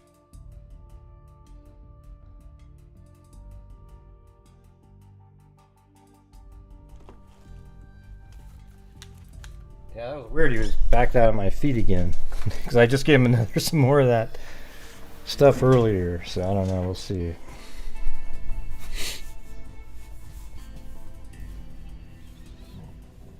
Probably makes him trip out, and he's wondering why he feels that way. Okay. So let's get back to this. Phone records show that the burner phone was located in Massapequa Park within 2 minutes. So after he drove home, right when he was about to get home, he texts that, hey, you screwed me over. And according to a witness later the next day, so it's the same day though, So it isn't really the next day. So that's why you get confused when you read it. It's the same day.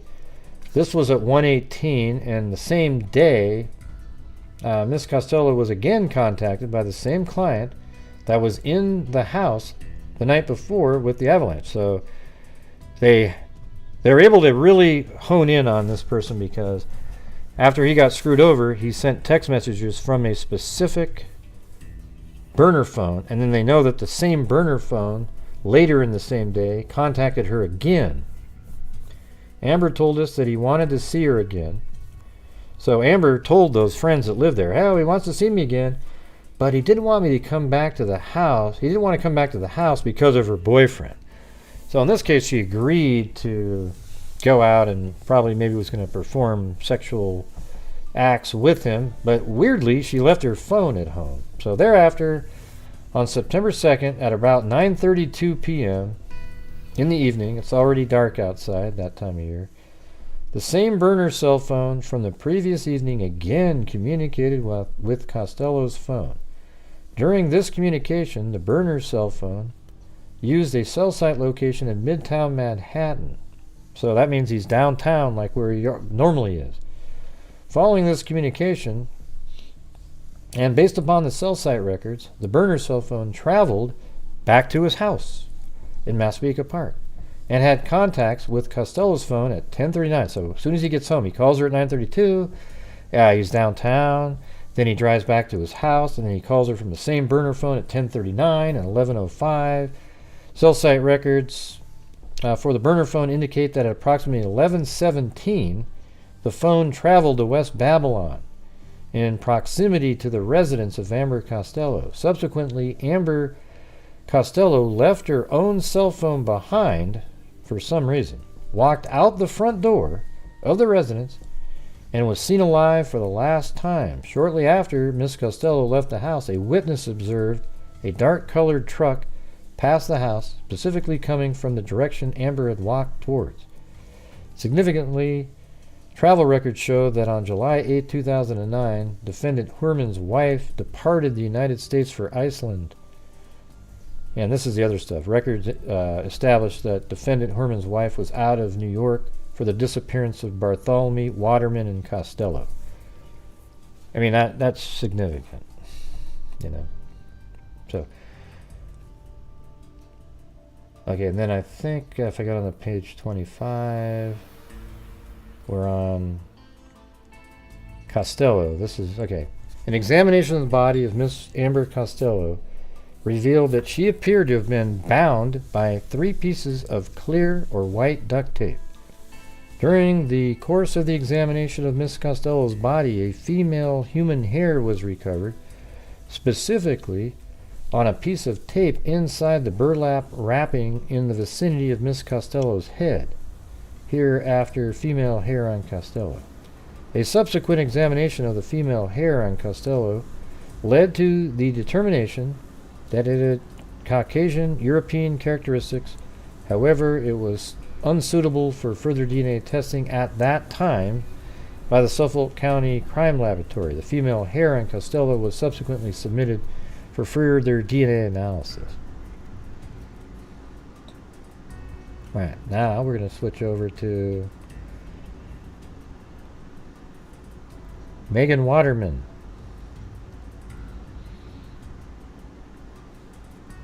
Is this interesting? I think it's kind of cool to do it this way because you get to see sort of how they wrote it up before, then you read through the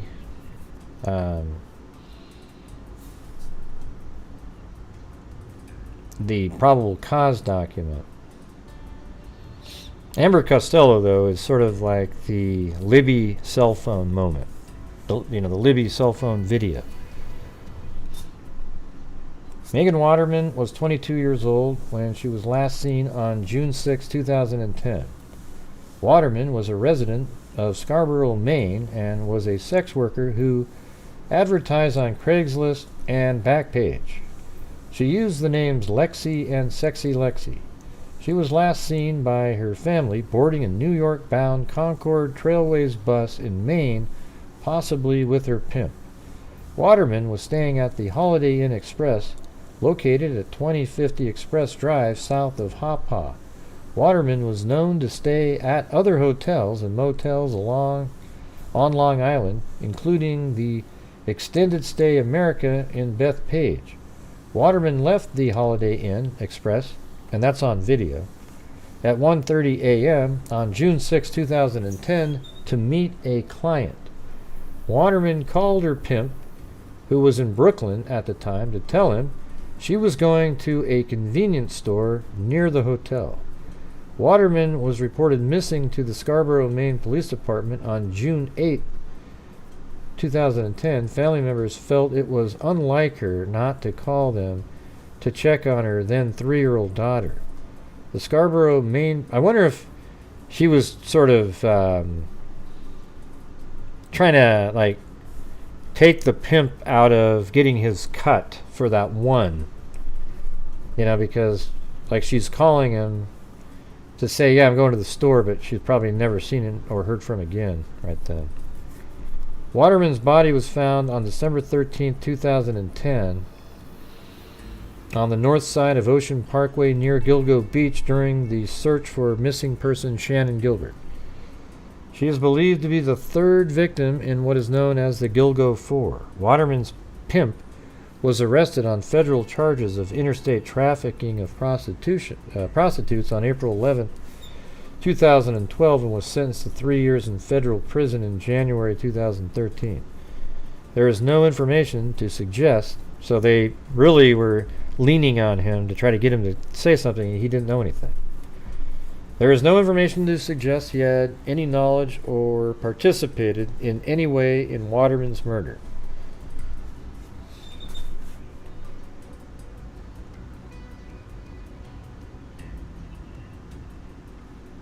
I guess we could just read this part of hers right here.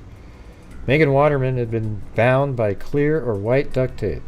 During the course of the examination of Miss Waterman's body, 2 female human hairs were recovered, one from outside the head area and the other from the tape of the head area. Both hairs were recovered in the vicinity of Miss Waterman's head, hereinafter 2 female hairs on Waterman.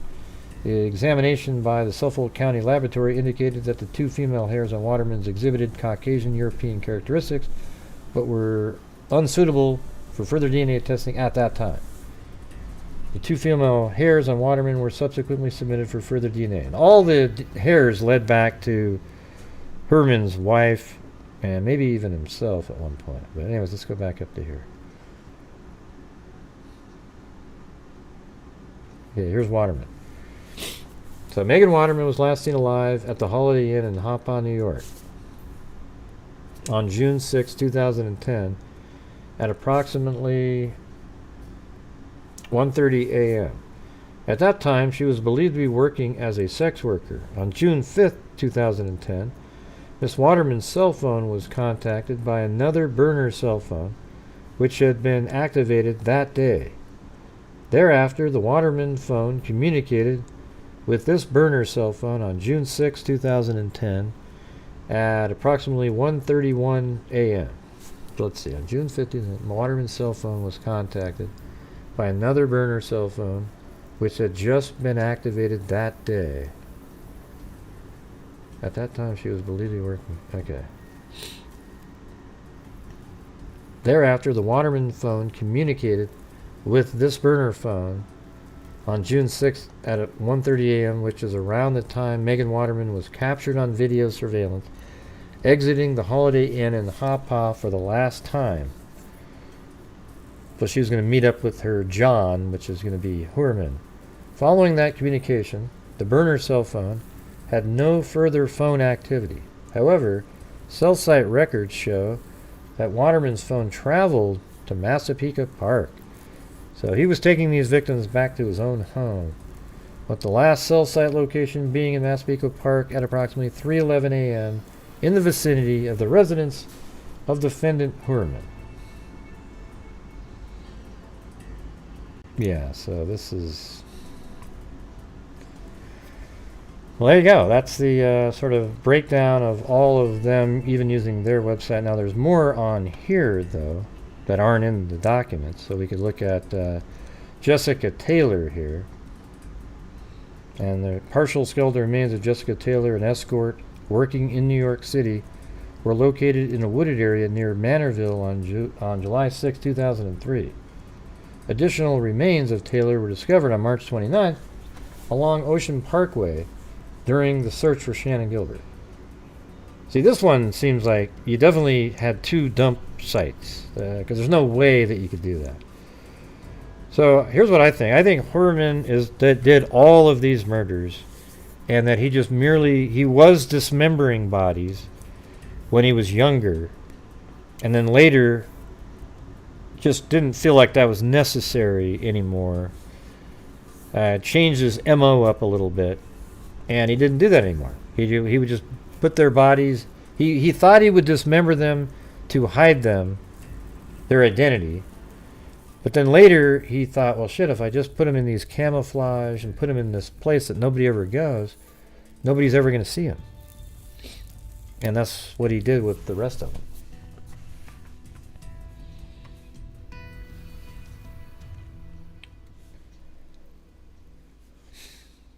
All right.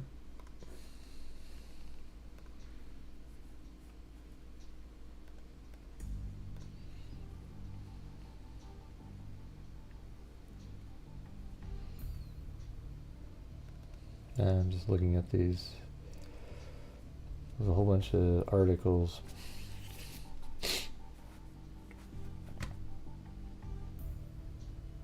Yeah, so you guys remember earlier today, somebody was talking about another person that might be related. And I think it was Carmen Vargas. Everybody's, that's what we were talking about earlier. I think it was right around, I think it was right over here. Yeah, Carmen Vargas. So this is somebody that a mother thinks that their daughter, or maybe it was the aunt, I can't remember exactly now, was the victim of Rex Heuerman. And this is 1989. So Rex Heuerman, I think, was born in 64 or 3. I can't remember now exactly. I think it was 64, though. And if that's so, then that means in 89 he's 25 years old. Definitely within a range to be starting to do the serial killing. And look at that up there, everybody. We only have 59 more to go to get to the nightly goal. That shouldn't be too difficult at all. With 531 people watching. Should be pretty simple. Let's see, what is it? Yeah. So here was the original article that I found on the earlier show regarding this other person. But they didn't know who it was for a few years here. So it says, the decomposed body of an unidentified woman, her ankles bound with cord, doesn't that sound a little similar? And a cloth tied over her face, was discovered near the Meadowbrook. So this is another person that's bound, and she's also a sex worker from Manhattan, right? Investigators believe that the woman was killed at another location, maybe Rex Heuerman's house, and dumped by the Parkway 2 to 4 weeks ago. Thank you, American lady.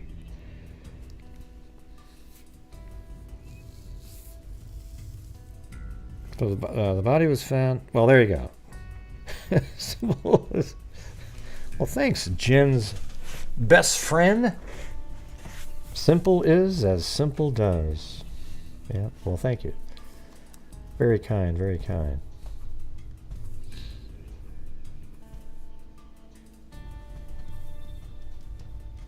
Here, before I even get to that part, how about we just show it in the paper where she's the mother, or I think the daughter, actually, if I remember right. Let's see.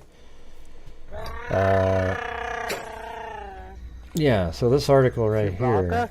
Let's take a look at this one. I'll be back if you want me to. Well, thank you. There we go. There we go. The old school.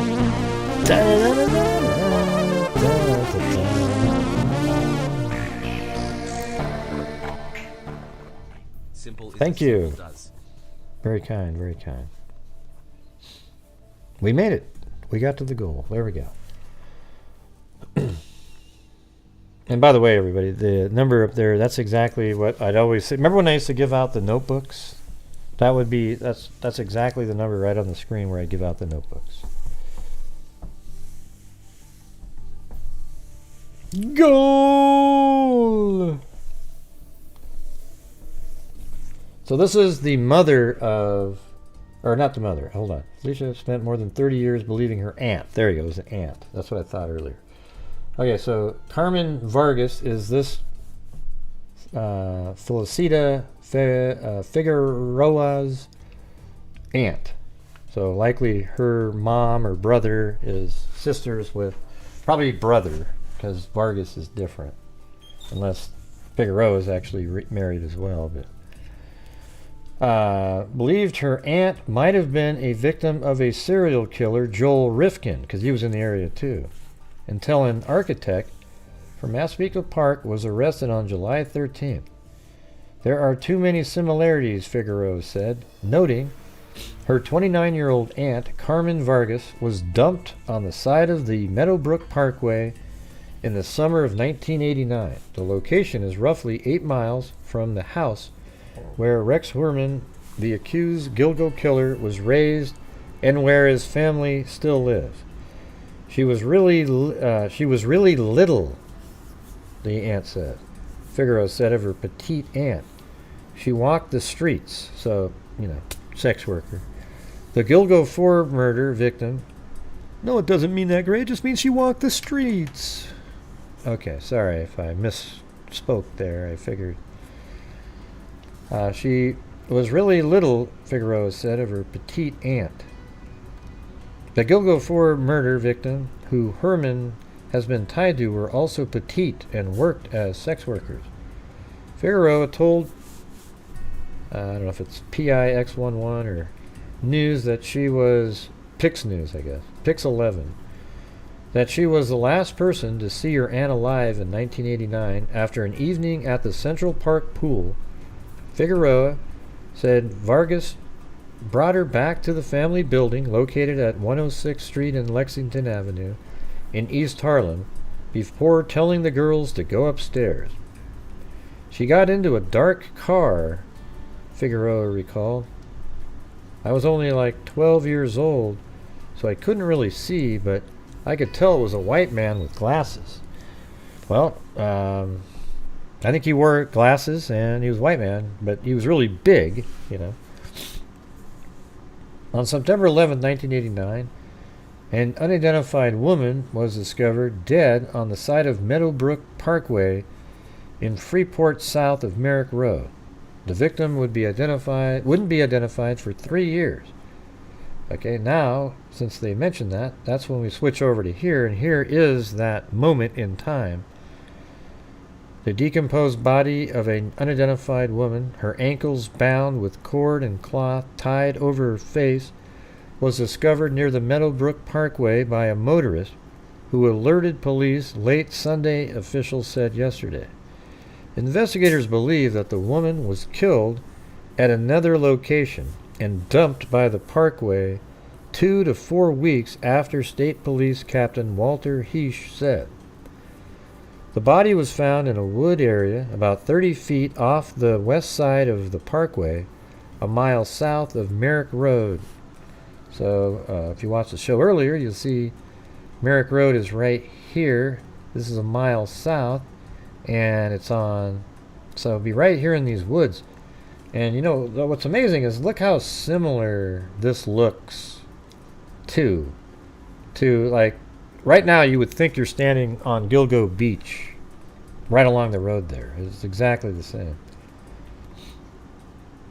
So it probably just could see that there was no cars coming or anything like that. And then he just stops and quickly dumped the body in there. Could have even pulled his car over. It wouldn't have mattered. Nobody would have cared. This is a highway. You could just pulled over right there, right off the side of the road, pulled her out, put her into the woods there, and then took off, right? And then look at this right here. See, look how close it is to the rest of this stuff. So within 10 miles or so. I mean, I think we figured out that Heuerman lives right here, and there's this natural loop here that you could take.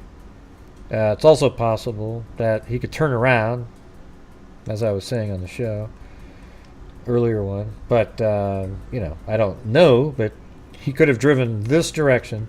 Because what we do know is his car was going this way when he dumped all these bodies. He was heading west. So you know that. I don't know, Gray. Maybe he parked on the other side and carried him across the medium there. Okay, great. Yeah. So you've got these bodies here, so it's possible that right here he could have just turned, pulled into this and turned around, then dumped those bodies, and then Jessica Taylor, all these other ones, and then he just heads on back home up like this, right? Definitely possible, right?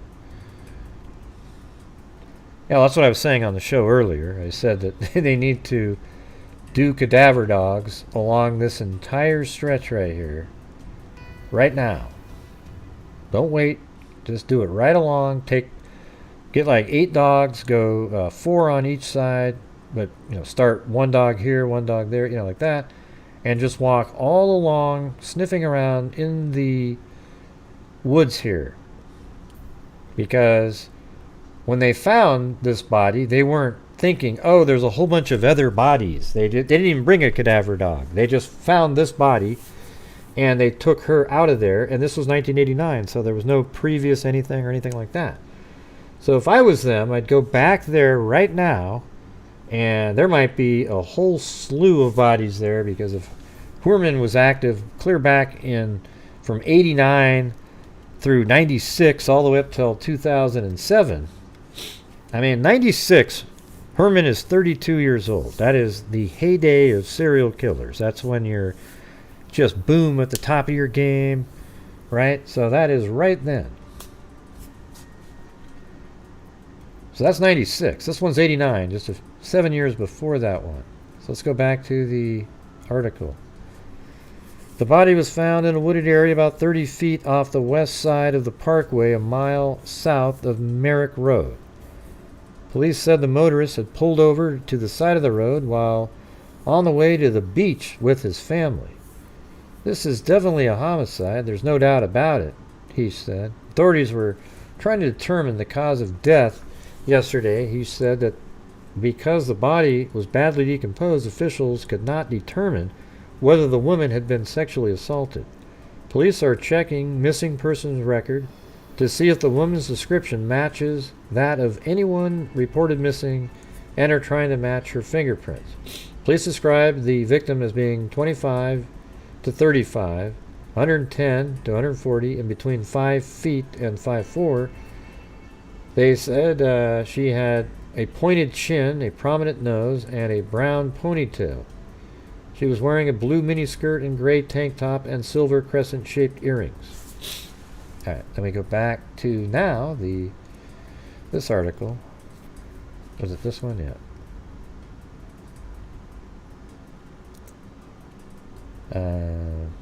After the family saw a Crime Stopper report in 1992, they called Nassau County detectives who came to their home.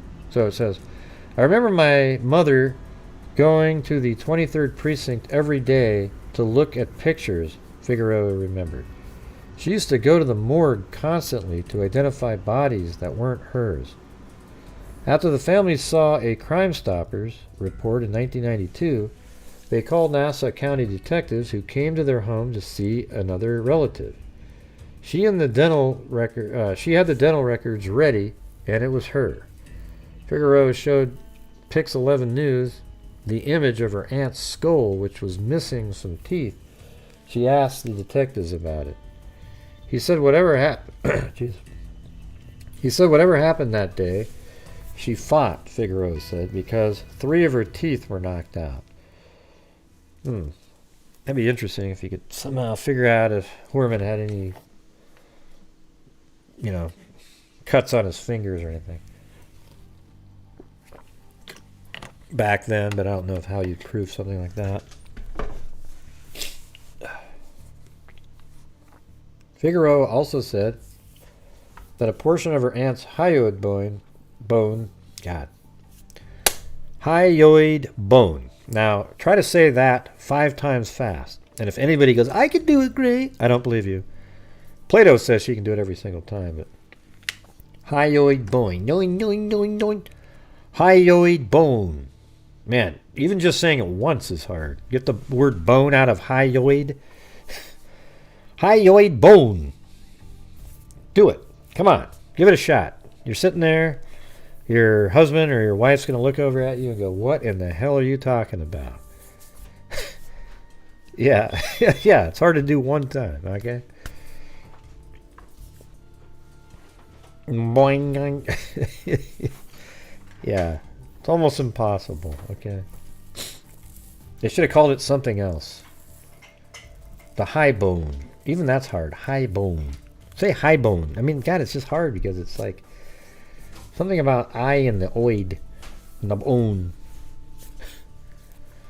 Anyways, in 1993, when Long Island serial killer Joe Rifkin was arrested, the family learned detectives pumped him for information about the Vargas case. Rifkin, who confessed to killing 17 women, would not take responsibility for Vargas. So that probably means he didn't do it. He didn't care about telling people that he did it. Joel Rifkin said, that's not me, that's not my work, but we thought it was him, so we let it die. Huh. Yeah, now in her mid-40s, Figueroa was reading the work of the online researcher and writer who publishes Murder Incorporated using a pseudonym. The author has been researching dozens of unsolved murder cases on Long Island and in Brooklyn during 13-year Gilgo Beach investigation. Murder Incorporated was struck by Vargas being left in Freeport and learned Heuerman, now 59, had ties there in 1980s. The Meadowbrook Parkway southbound also leads to Jones Beach, where Heuerman had a job for several years as a seasonal worker in the 1980s. Interesting. Always, for me, location is the most important factor. The Murder Incorporated publisher told Pix 11 News during an interview, it's far more important than MO. A serial killer can change the way they do things. There's no rule that a serial killer have to do things the same way every time. So that's what we were talking about earlier.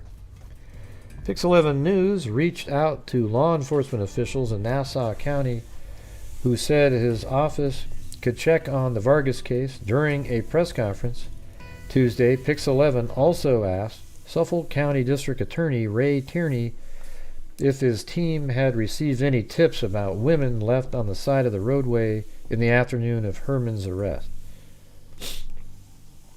Wait. Had received any tips about women left on the side of the roadways in the afternoon. So that's when they asked the person. We received tips on all cases at all times, Tierney said, but we maintain the confidentiality of the investigation. Figueroa is now hoping she will get the answers her entire family longs for.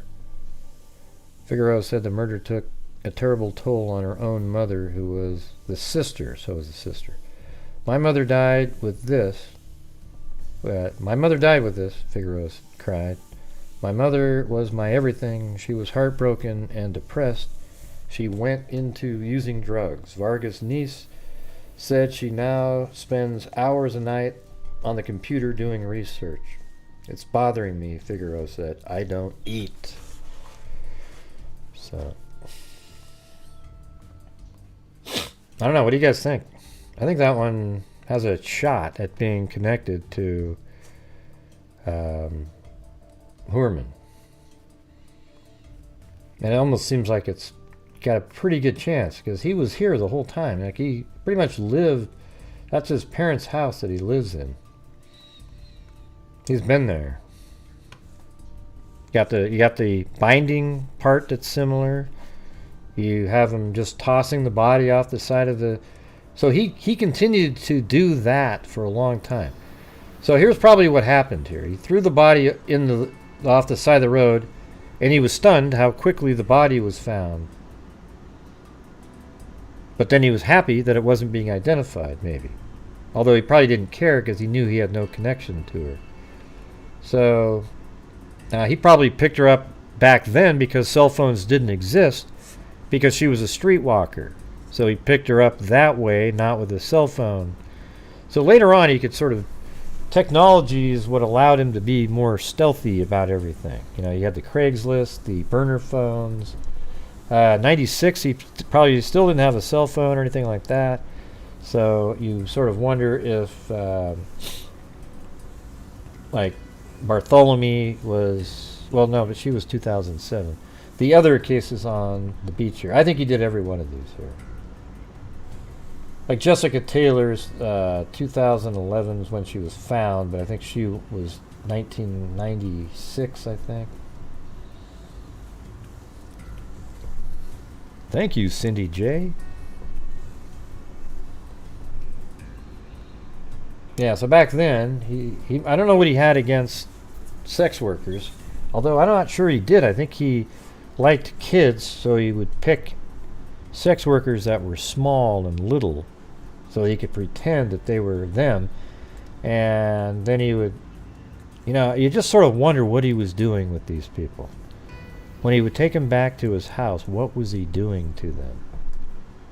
I mean, there must be some just crazy stuff that it wasn't just he brought him over there and had sex and killed him. He killed them, right? So he ends up killing them, and he doesn't need to because he's already paying them to have sex with him, right? So he kills them for some other pleasure. So he must have done something to them that was so outside the bounds of normalcy that he felt like he had to kill them too, or the killing itself was a pleasure to him.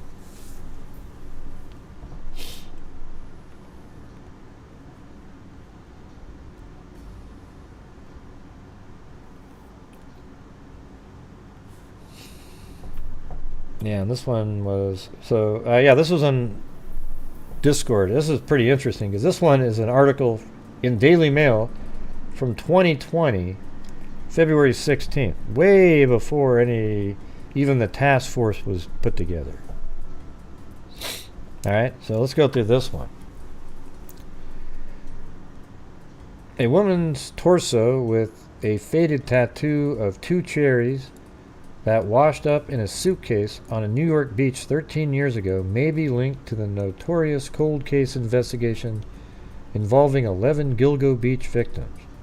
Police released a photo of the woman's cherry tattoo last week as they continue to investigate her grisly murder and desperately try to solve the cold case. The woman, who became known as Cherry's Doe, still hasn't been identified. So there's cherries and peaches. It's pretty weird, right? Identified since her torso and several severed limbs were discovered in various parts of New York in March of 2007. Torso, several limbs. Oh, so that's interesting. Her stabbed torso, which was stuffed inside a suitcase with a bra and a nightgown, was found by a mother and child when it washed up onto a beach in Mamaroneck, north of Manhattan, on March 3rd, 2007. How come they don't just get moving on the FGG on these? Authorities at the time said the victim was Hispanic or black woman who was no taller than 5'6", and that she had a tattoo of 2 red cherries on a green stem above her right breast. See, I don't think this one sort of doesn't fit him, though. It's like the suitcase, the size of the person. 3 weeks later, 2 severed legs washed up in nearby Long Island. Yeah, there you go. The leg was found by a landscaper near the shoreline of a waterfront property at Cove Neck. Let's see where that is.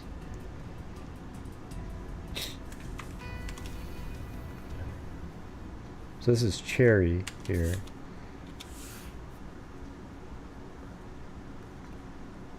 Oh, it's way up here? Okay.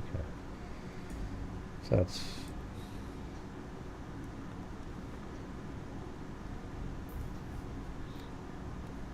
I'll just throw something out here.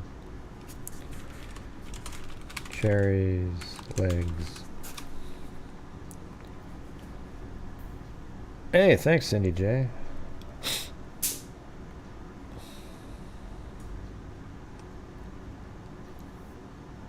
That was owned by billionaire Madison Square Garden chairman James Dolan. Oh. Well, I guess I could look that up, but it's not really that a big deal. Well, thanks, Cindy. Yeah, it worked. The right-left was discovered at the same time. The right... I'm not sure what that's saying. So the right and left leg was discovered at the same time by fishermen in the nearby Cold Spring Harbor. Oh, so the right leg is what they meant to say. So this was... Does anybody want to get me the address if you're bored senseless to James Dolan on Long Island? You know, it's probably one of these really expensive mansions over here.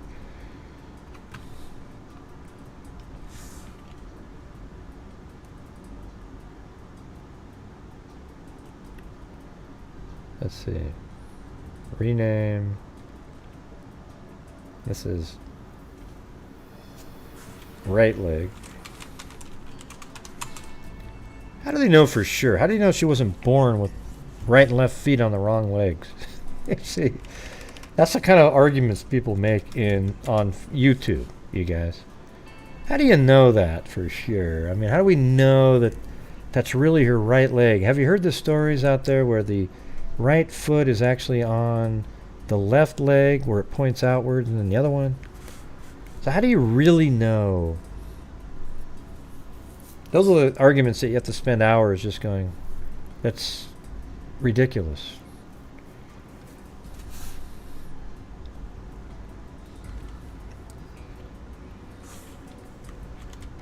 Okay, Cold Spring Harbor. Okay, so that's where the left leg was. And then over here, the right leg. Right leg cherries. What are you talking about? Why did you type in peaches? What's peaches have to do with anything?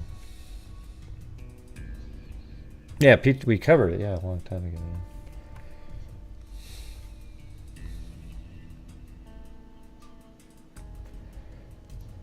Okay, and then 3 weeks later, 2 severed legs washed up nearby Long Island. The left leg was found by a landscaper. The right leg was discovered at the same time by a fisherman in nearby Cold Springs Harbor.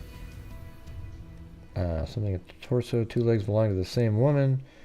By releasing the photo of the victim's faded cherry tattoo last week, investigators are hopeful that family members may recognize it and be able to help finally identify the woman. Investigators say they have enough DNA evidence to potentially identify the victim, but need a family member to compare the genetic information. And I guess these are actual photos from back then. Like that's, that's it right there with the suitcase open.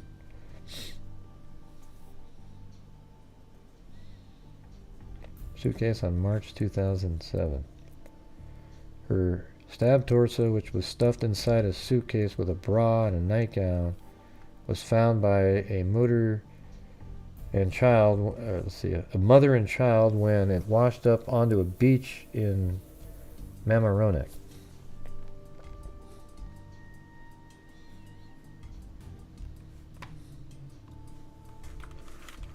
Yeah, I think I almost found that spot. It was...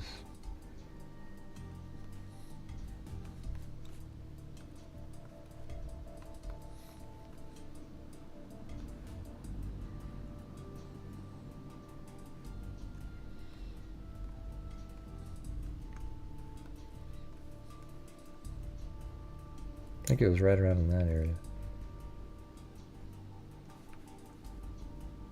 Maybe not. Yeah. I found it earlier. What am I looking at? God. Yeah, we know that. We know who you're. We already know who it is. I wanted to know what his address was.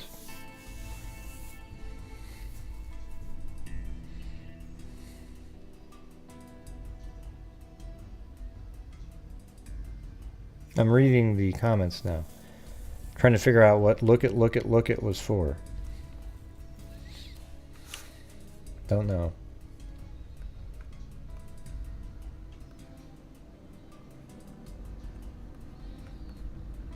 Okay, I think it's right in here. What if I go back to 2007? There we go, it's 2007 right there. And that was March. This is, hold on. Ah, man. So this is April 2007. But I think it's right in here. And then here it looks like there's a fence, and then you can kind of come down a walkway into the water.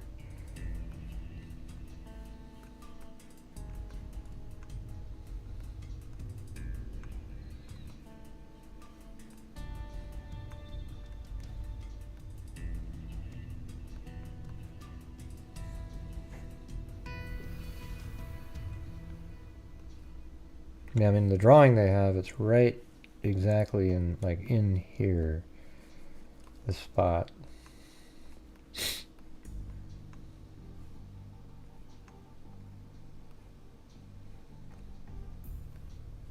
Kind of almost looks like that, but that would have been a pretty good chance on that one.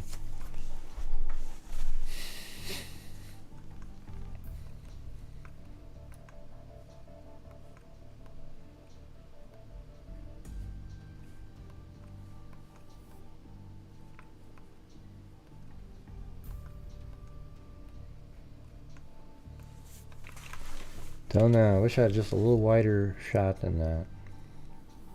I see the brick wall with a fence on it, but that's about it. She's been victimized twice. Somebody murdered her and then they stole her identity, which is almost worse. Detectives believe the Cherries Doe case may be linked to the infamous Gilgo Beach murders. Really? That occurred around the same time. I wonder why.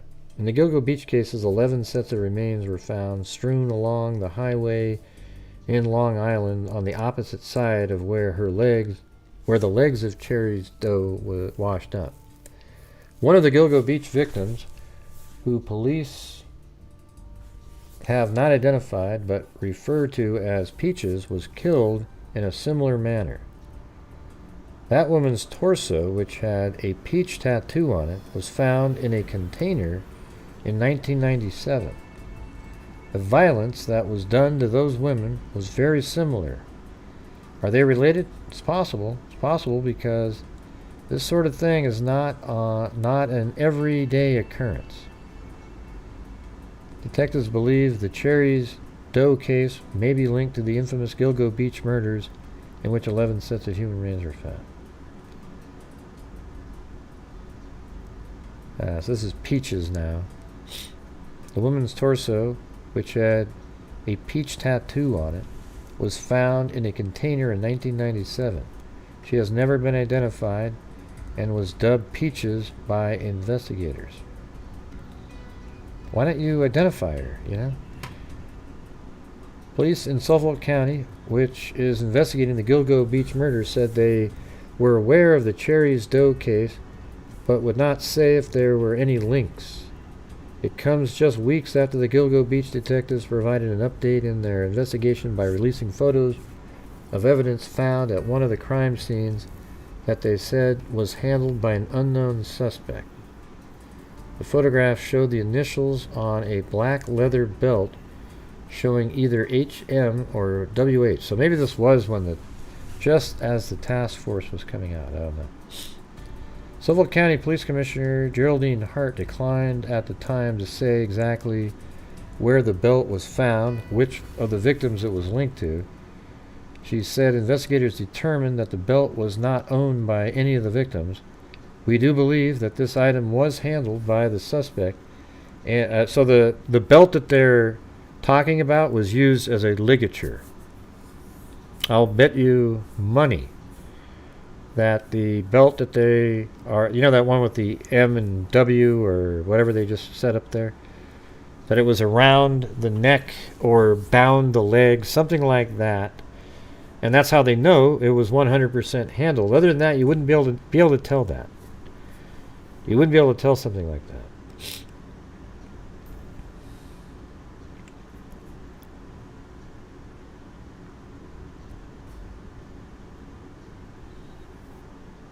I guess if it was in the bag or something like that, you know, inside the burlap. I don't think it was. I don't remember if Peaches was the one that was linked.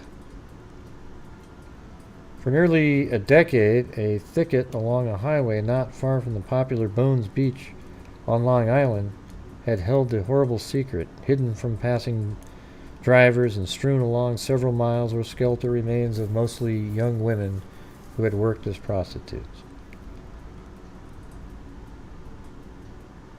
Yeah, so.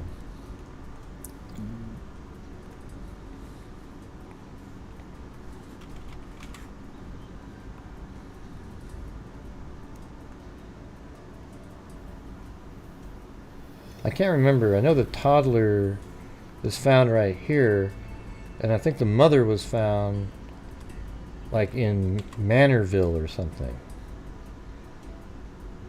If I remember right. Next to, I think she was found. Man, we're gonna have to go through this whole thing again.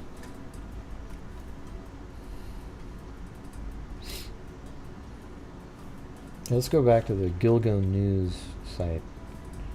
Maybe they've got a map there. I think they do. Gilgo News.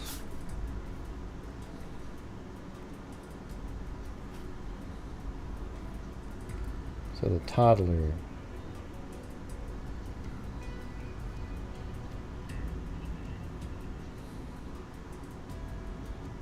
Unidentified female toddler. So it's unidentified. The toddler is a female? Or is that a different? No, yeah, it must be that there's an unidentified female toddler there. And then, the hell was her name? Valerie Mack, I think. Yeah, Valerie Mack. That's this one. And then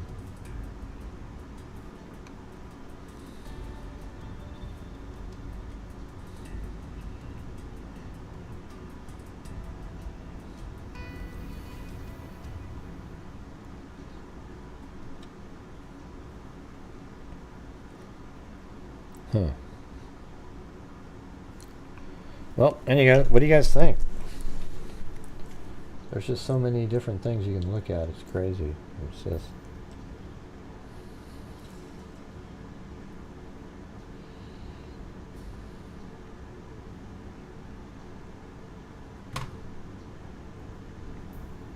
And Karen was found. See, Karen's is right here, and that was found in 1996. Karen Vergata, the one that they identified today. That was part of her body, but the other part was right amongst all the rest of these, right there. So you got this whole slew of body parts. So it just feels like it's the same person. All of these. Sex workers, all dumped on Long Island, in the Gilgo Beach area, or on adjacent islands.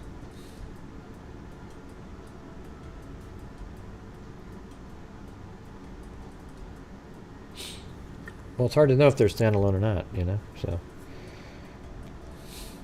They said that Peach's DNA matched that of the baby. Who's they? I know that one of them does match the baby. One of the people out there does match the baby. That's something that was known.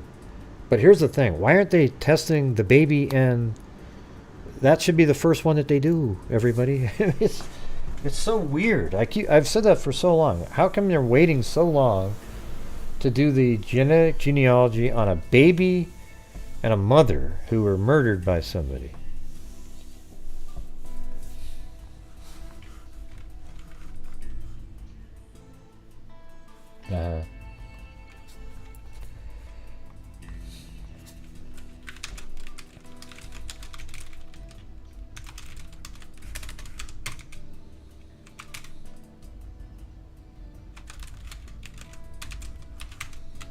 I guess I don't know the name, but maybe.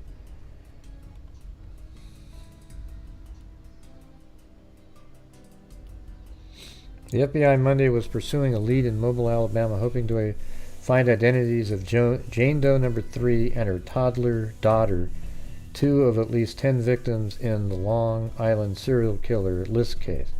Jane Doe number 3 is known as Peaches because of a peach tattoo she had above her left breast. Okay, so yes, Peaches is the mother of the child. Her torso was discovered 25 years ago in a green Rubbermaid container at Hempstead Lake State Park. In 2011, some of her extremities were found near Zack's Bay in Jones Beach. So where's Zack's Bay?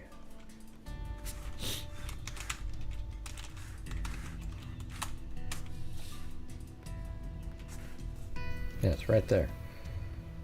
Look at that.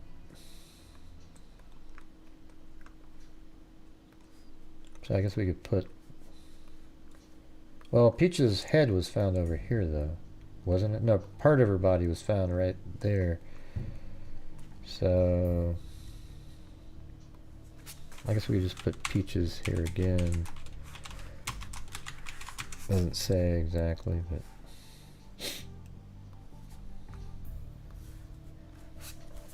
Jane Doe number 3 is known as Peaches because of a peach tattoo she had above her left breast. Her torso was discovered 25 years ago in green Rubbermaid container. Also, that was a torso. But that was found in Rubbermaid container in Hempstead Lake State Park. So what the hell was this person doing with these...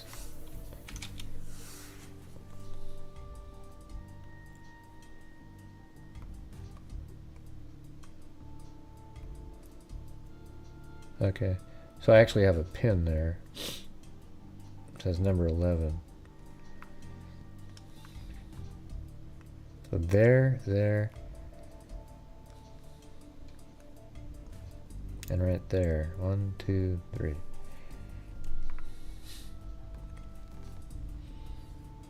And it says some of her extremities were found near Zack's Bay. So maybe the other spot that I have right there is where what they're talking. Well, that's actually Vergata. It's Peaches. I had it right over around in this area, but I guess, you know, I'll just get rid of that one.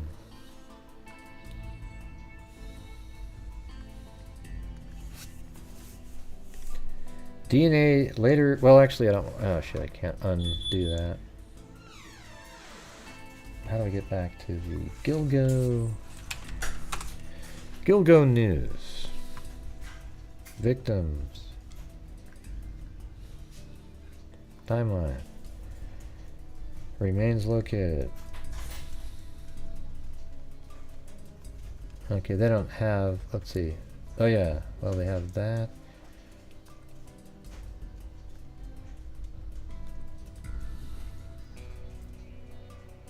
Yeah, so they don't have the individuals off to the left there. DNA later linked her to the skeletal remains of a toddler found 7 miles east on Ocean Parkway near Cedar Beach.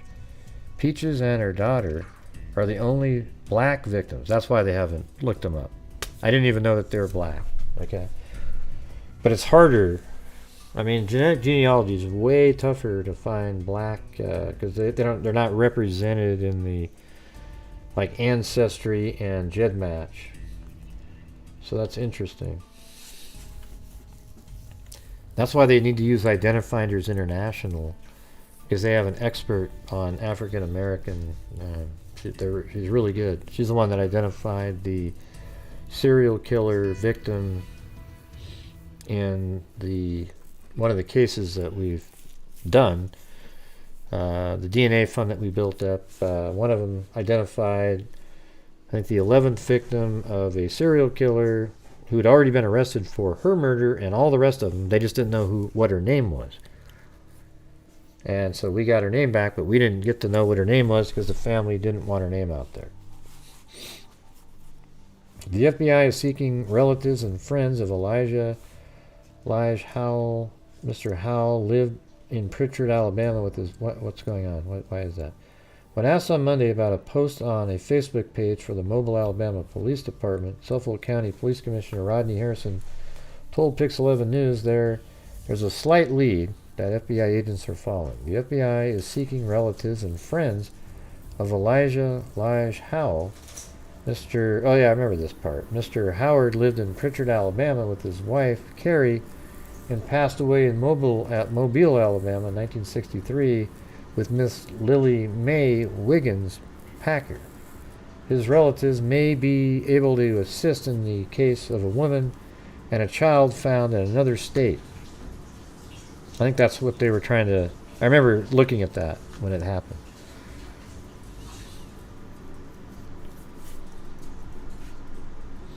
So, anyways, there you go, everybody. That's going to do it. You guys are really chatting up a storm tonight, boy. It's just humming by there. We're just listening, Gray. We're just listening. Yeah. Yeah, well, Dr. Colleen Fitzpatrick's explained that many times on my show. You guys got to watch him. Every time, it's interesting when Dr. Fitzpatrick comes on, who's one of the most interesting people that there is. On a night like this where I have 524, there might be 300 or 250 for some unknown reason. I think what I'm going to have to do next time is come up with a really stupid catchphrase, sort of, discuss the Long Island serial killer with a genealogy. Yeah, oh my God, they're all going to show up. You know, but if you just put somebody's name, hey, Dr. Colleen Fitz, oh, doctor, okay, yeah, whatever, doctors, schmockers. Let's just go ahead and, I'm going to go do something else. Let me go watch the Koberger Vigil channel for hours and hours. You know, a channel where you've got 9 people, looks like the Brady Bunch, saying absolutely ludicrous things that say nothing interesting whatsoever. Or you could listen to an actual genetic genealogist who knows what the hell she's talking about. Yeah. So anyways, here we go. Yeah, anyway, thanks for being here, everybody. Thanks, Dobby Smith, Claudia Neubauer, 8675309, Eugenie, American Lady, Alley Cake, Georgina Stoliker, 8675309, Your Gypsy, Jen's Best Friend, 8675309.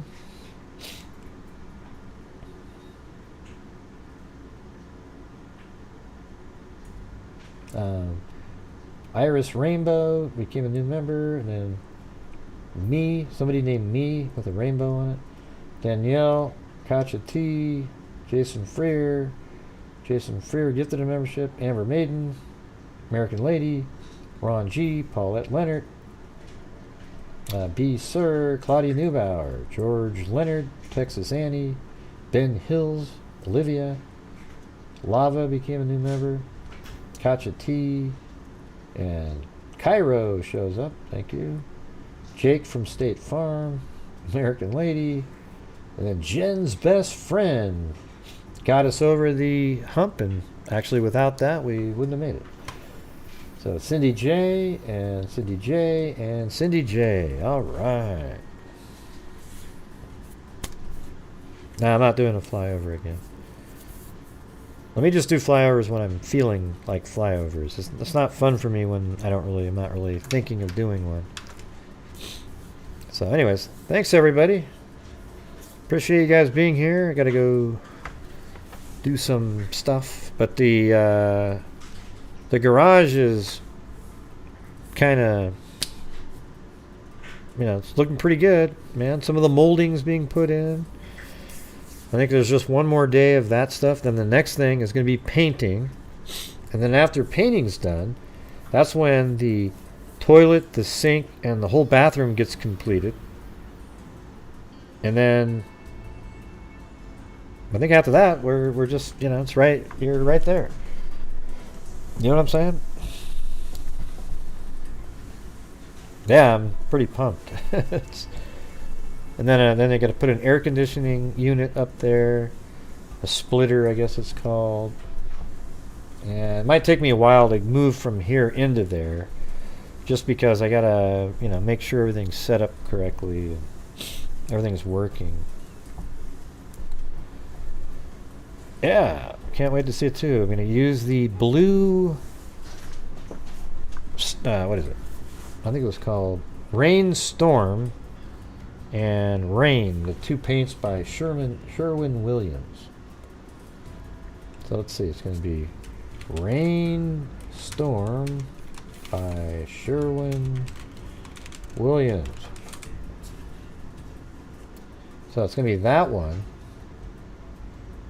If it shows up, that's not it. It's I think it's this one right here. So that's going to be the color inside the office with white trim, like that, right? I think that's rain. Is that Rainstorm?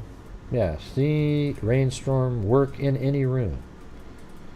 Okay, and so it's just that color right there, right? Then it's going to be Rain by Sherwin-Williams,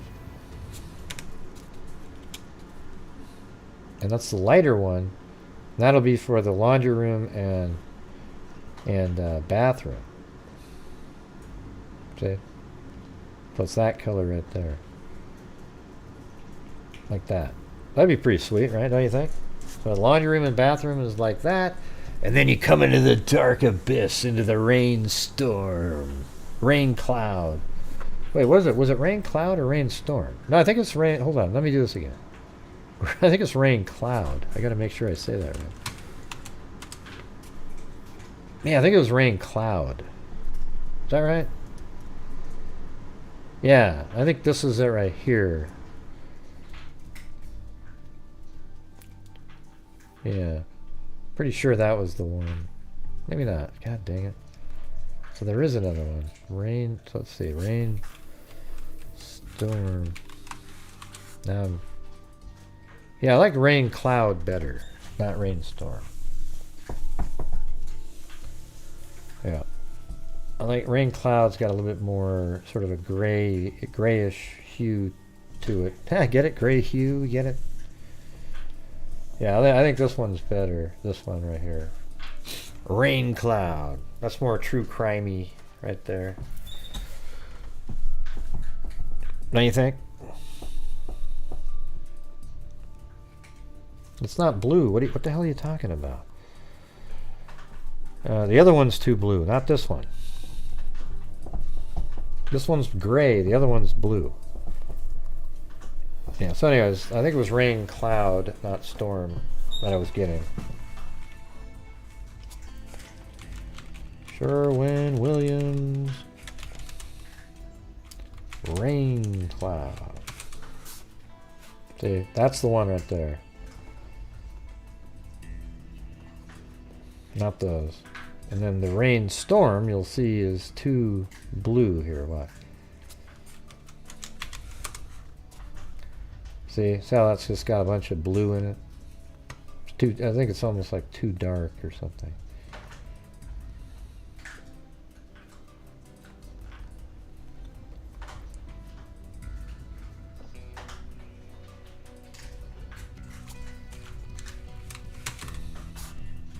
Yeah.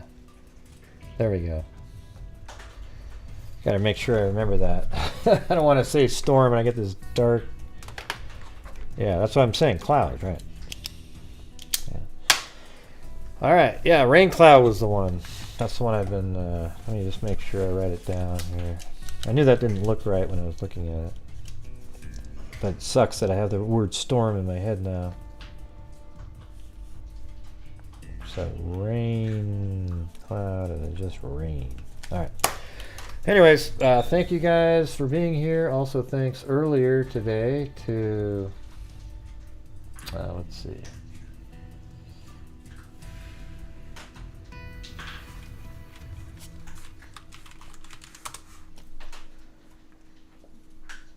I think it was, yeah, so it was Karen Whelan twice, one for Blue, one for Chloe, and then also Crystal, aka Beaver Gaming Sub Crystal.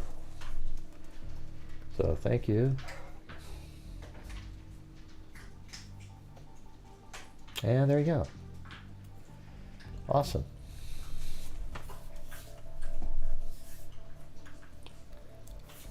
Wait, hold on. Let me see if I got.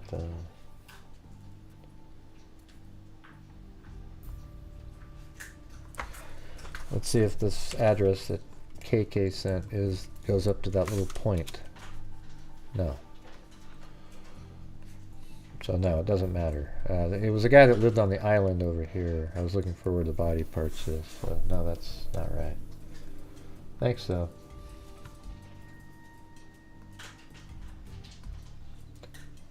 Let's see, the one that Cindy sent, she got a photograph of it. Let's see. Oyster Bay.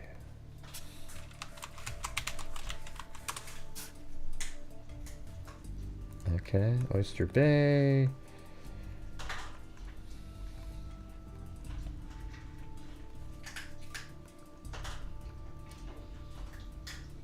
Anybody see any tennis courts around? There's some right there. That's not it. Does it actually say the...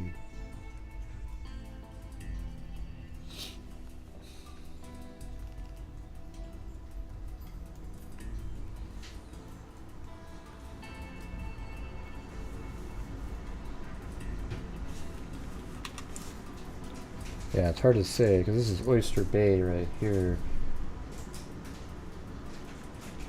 I'm just looking for one, trying to find this last. I'm just going to save this and put it into a folder and try to find it later.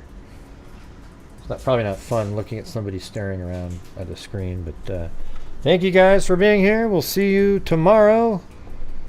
And yeah, thanks for all the support. We got to the goal tonight. Appreciate it. And again, we'll see you tomorrow. Office will be done sometime at the end of the month. Thank you.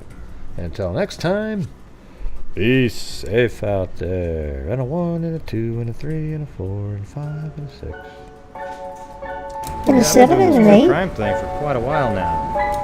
And during this whole time, I have not seen one person that is a crime dissector, flag rejector. I'm a certified human lie detector. Gonna get you on a stretcher if you try and play me like a little projector.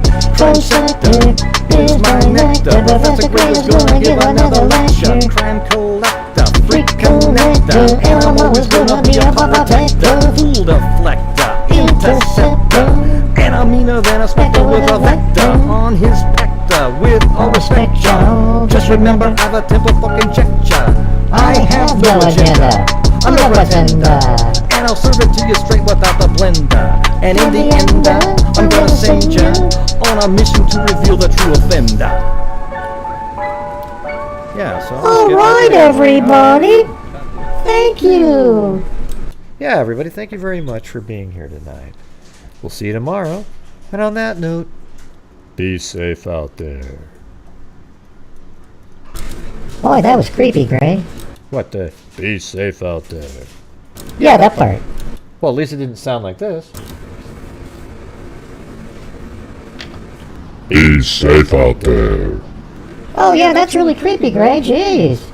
Yeah, I know, I just said it. Wasn't as creepy. Forget it, Mary Lou. Alright, see you guys later.